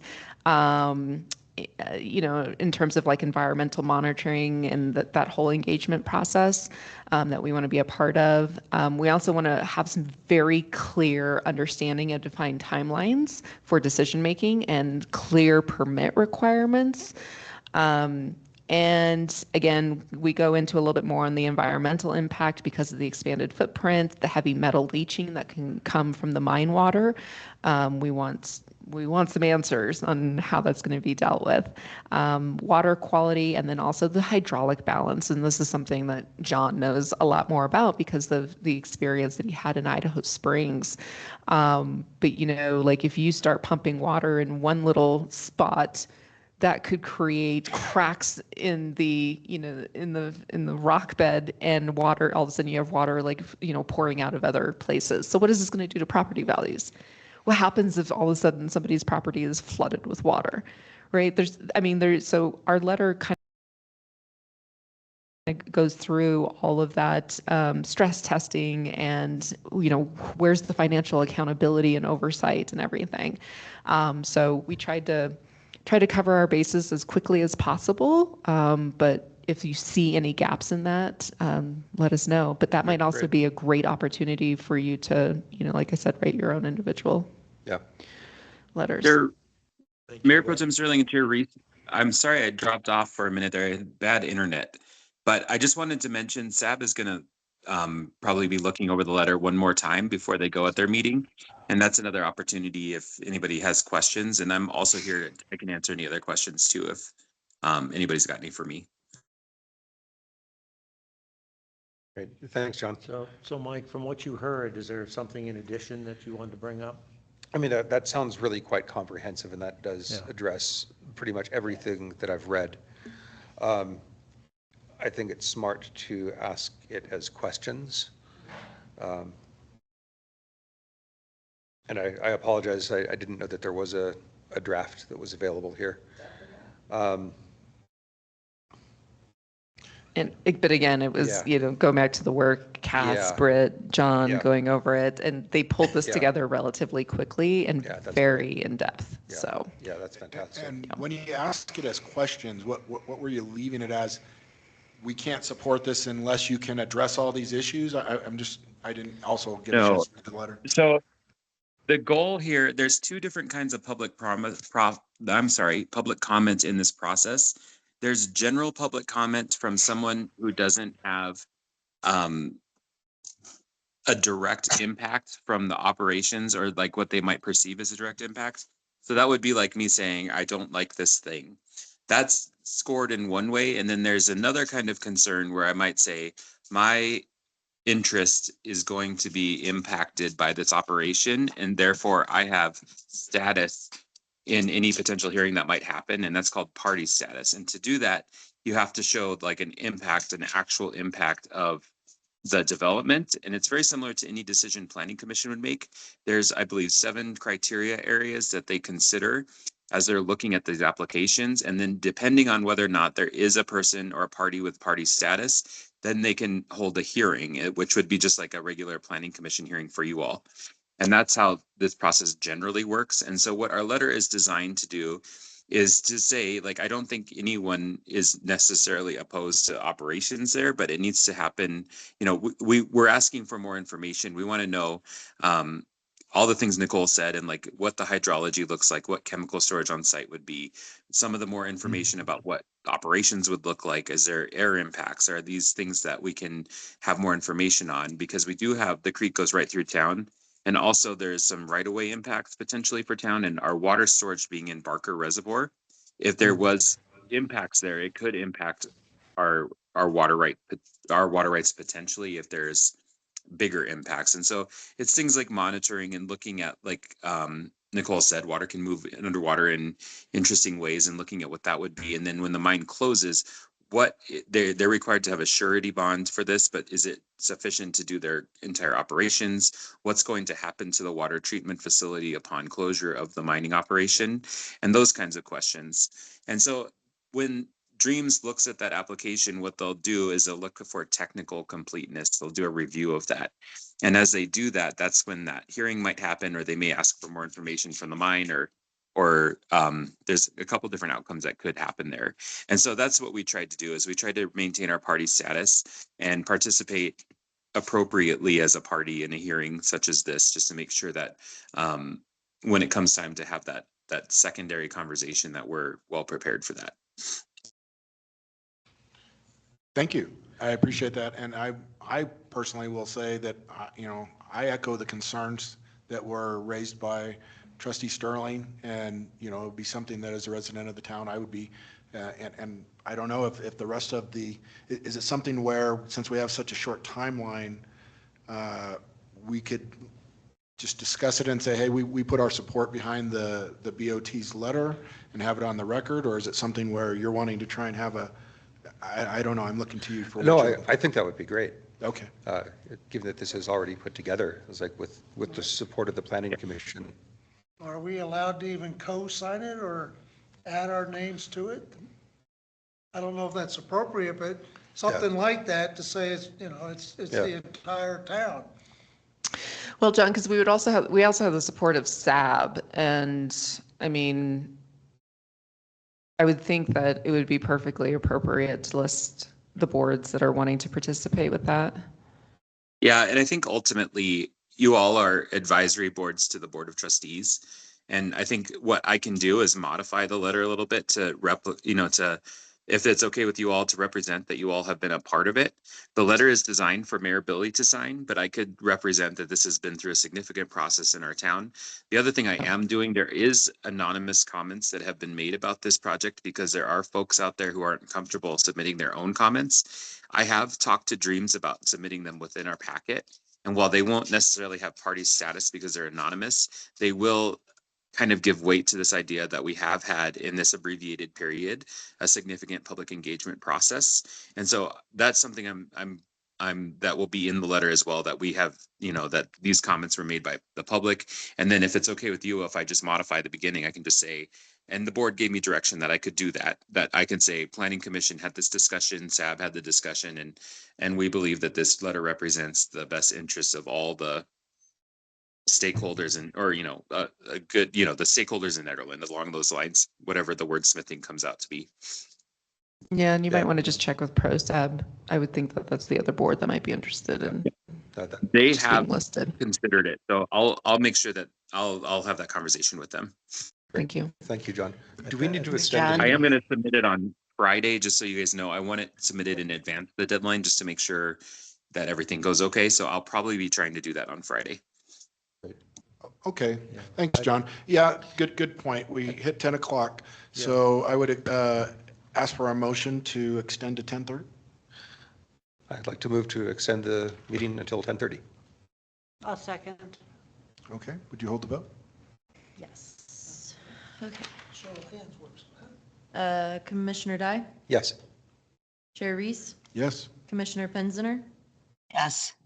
Commissioner Glasser? Yes. Commissioner Cornell? Yes. Commissioner Mahold? No. Vice Chair Williams? Yes. Okay, motion passed. We'll continue discussion. Then as long as Commissioner Dye feels, that is appropriate, then, I also, would say, it'd be great to, that we also have the same concerns of the BOT and. Or a cosigner. Cosign, yeah. I like that, and maybe it goes back to your quantity versus quality comment, that if it helps strengthen the letter and you have the support of all the boards, I think that would help. Yes, unfortunately, what that won't do is it won't list each of you as individuals. So I would say if you still feel compelled, please write as a citizen. Great. Because that is still important and compelling for them. Will this letter or recommendation be made public? Yes. I would appreciate if you would email that out to us, Britt. And already did? Yeah. I did. Did you already? Okay. Yeah, sorry it hadn't been brought to you before. This kind of moved quickly. Yeah, it did. And it's just gone through some boards before we had a meeting. But in the future, I think what I'll do is, as this is happening, just in case some of you are not able to keep up with the board traveling and stuff, I'll send it out so you can see what's going on. Yeah, great. Thank you. And get some feedback. Yeah. Okay. All right. Let's go ahead and. Are you? Yes, sorry, Jim. Really quick, I have to tell. Hey, all. I need to just add one comment. The letter you have is the draft the board considered, and I do add direction that I could modify it a little bit based on legal review, and that has been occurring with our water attorneys. And so the actual draft of this letter is slightly different than the one that is before you this evening, but it's not demonstrably so. It's just gone through some additional review. Okay. But it hits the main components there, the traffic. I also saw the article in the paper last week that talked about that and the concern for recreational people that are biking and things like that with, I don't know, what do they say, 20 trucks a day or something, some really substantial increase on big, large trucks. So I'm in full agreement with that, and we co-sign. We'll put it that way. Okay. Any other business at this time? Okay. Then, Britt, why don't we go ahead and- Sorry, I just wanted to ask if this is the appropriate time for me to once again make a pitch for future meetings to potentially start at 6 p.m. Just to have it as a review for conversation maybe next month. This would be the appropriate time. Make your pitch. Okay. If you're really planning to have them, the length of this meeting extend, my participation would be better facilitated with an earlier start time. Do you guys Just want for to put consideration, that thank you. discussion item for next meeting? I'd say let's go around the room and get a sound of the board. I'd be game for it. I don't think we make great decisions at 10:30. Okay, let's have everybody go through and give their opinion on that, and then we could bring it back next month if that's a consensus. action. Commissioner Dye, I'd be fine with that. I'd be fine with that as well. Yeah, I'm fine with that. I'm not speaking for Timmy, but I know he struggles to get here at 7, so I don't know whether we should contact him and get his feedback. Yeah. Okay. Always a compromiser. Yeah, I would be open to that too. Any bit would help. Thank you. I can make them as, I can be here at 7, I can be here at 6. I agree. All right, so I don't even know how that process works. Would we need to have a vote on it next month? I believe it would come as an action item next month. Do either, Jennifer or John, do you want to correct me if I'm wrong? No, that sounds right. Yes. Do we have to modify our bylaws as part of this? I'd I'd have to go look at back that. and look. Yeah, I don't remember if it specifically says 7. I don't know. Yeah. We we better can just look at check that. on that, yeah. Because it is for the BOT, like we would have to rewrite that, right? But yeah, I don't know if it's in for planning commission. Okay, well, let's Commissioner Penzinger heard, and it sounds like we're in consensus at least enough to bring it forward as an action item next month, and I'm sure we'll have more information at that time. Thanks for the consideration. Yeah, if it doesn't require extensive effort, that'd be great to be considered. I don't know. Okay. Any other business? All right, then Britt, if you would give us the staff report on whatever you feel we need to know about. Yeah, I just thought this is a good thing to highlight because I don't think anyone's ever totally aware unless you're paying attention to it. But we have done 9 core requests in the last 30 days that have been quite extensive. Within the past 2 days, I have done 5 myself outside of that. So that's something to keep in mind. We're at the end of the quarter, so we're renewing, getting some STR license or taxes, things like that are going on. Something that I thought was cool to outline in streets.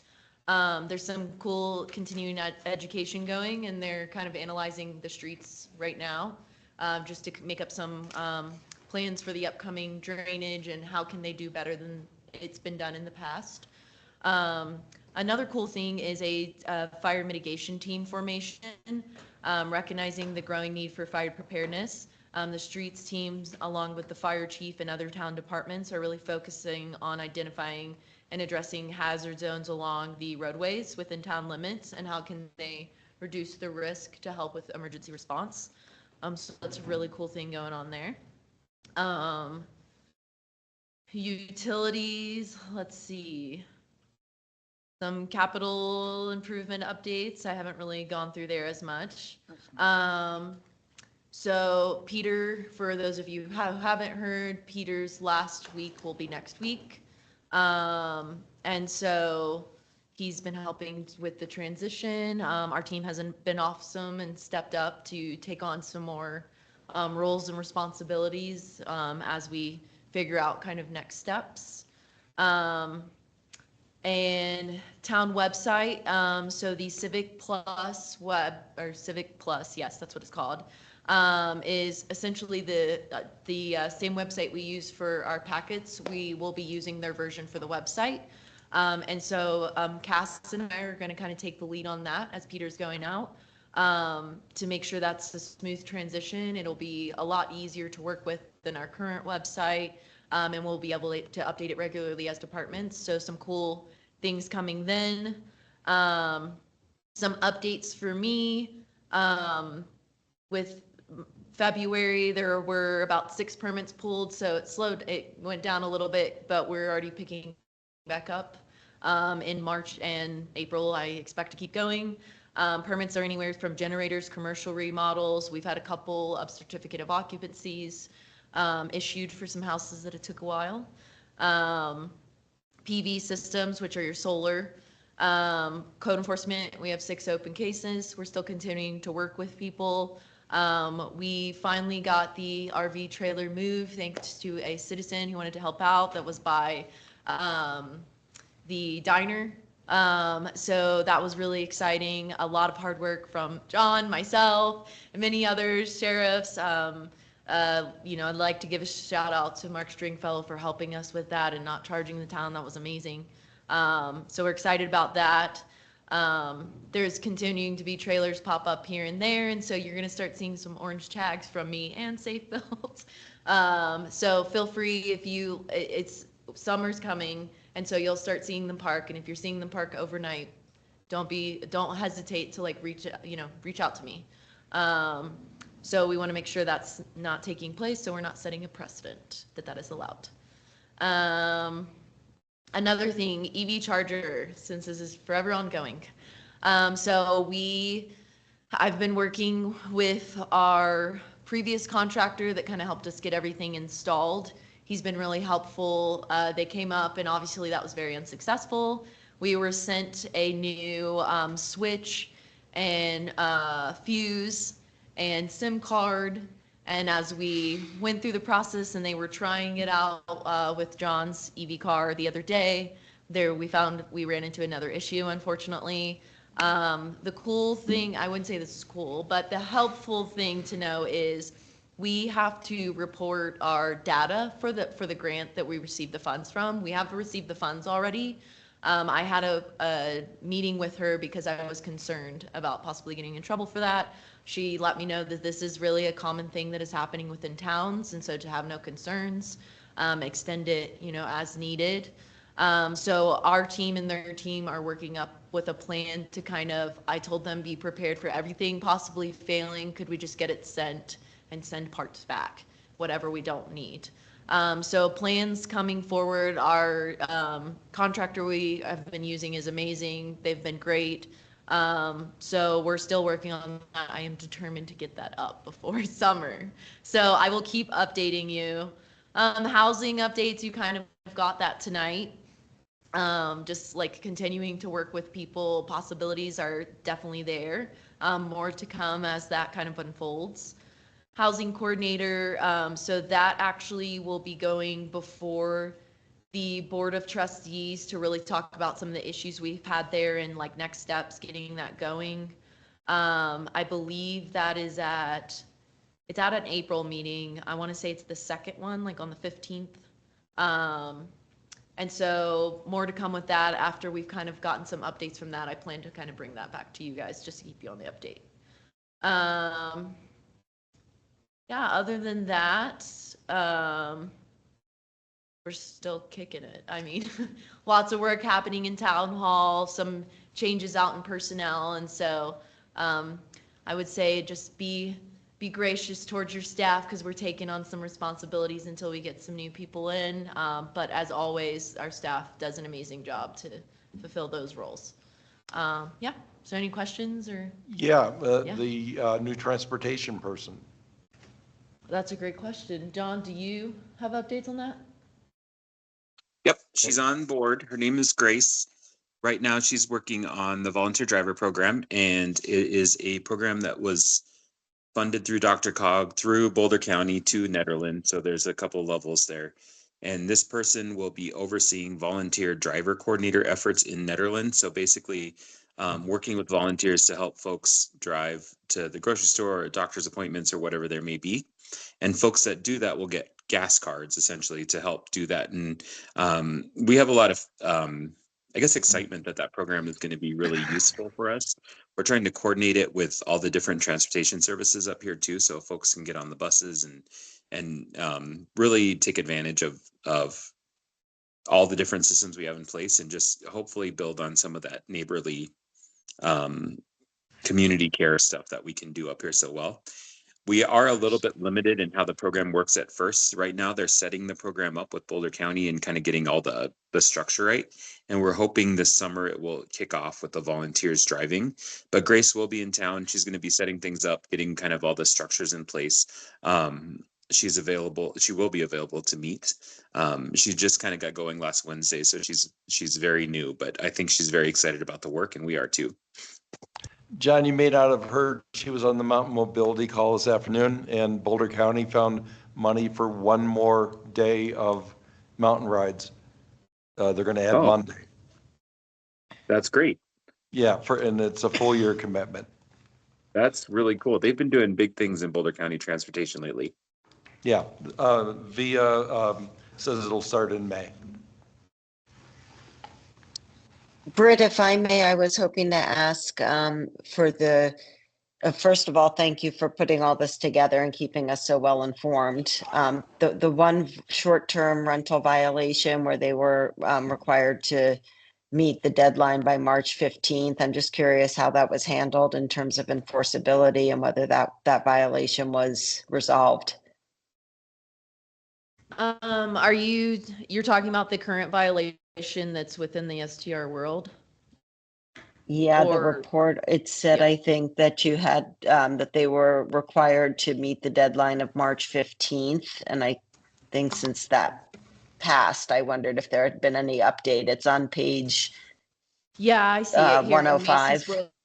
I'm not sure if John knows. I don't know off the top of my head, but I could get that information from Macy on an update. I think it's helpful to know just how enforceable these violation like monitoring have been.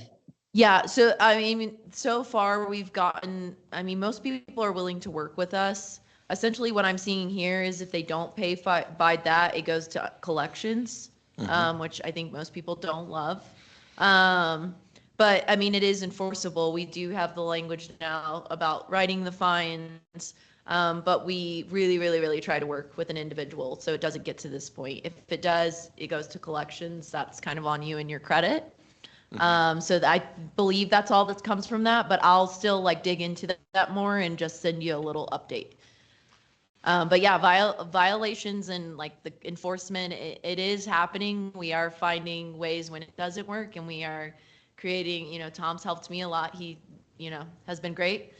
But yeah, we do have enforceable code, and it is being enforced. I will say that. It's a Thanks. Dramatic improvement. Yes. One last question, animal control. We had concerns about that before. Anything to update us on there? No, I mean, animal control has been great personally. I think I occasionally people still obviously call my phone or reach out to me, and I've just been able to forward it. I forget what her name is off the top of my head, but I've just been able to forward it over to her, and she's either kind of gave me a like, hey, I'm handling this, or hey, this is how it's handled, and I'll be handling it. So I haven't had, as you guys remember last time, the 1 a.m. and 2 a.m. calls anymore, which has been amazing. But yeah, it's been great, but it's also been great that she kind of gives me an idea of what's happening, so I know how that process works. Just in case I got to step in again, so. Any updates on Eldora that you can share? I do not have any updates. I get questions I don't all the have time. anything to share. I'm sorry. We can't, other than things they're still just Still progressing? still, sure. Sure. I do have one. I asked Steve Roundtree, if I get my credit card out, would you sell me a 2026 pass? And he says, by all means. whatever that means. We're still held to our NDA, and when the time is right, I guarantee it, everyone will be made aware. Thank you. Mm-hmm.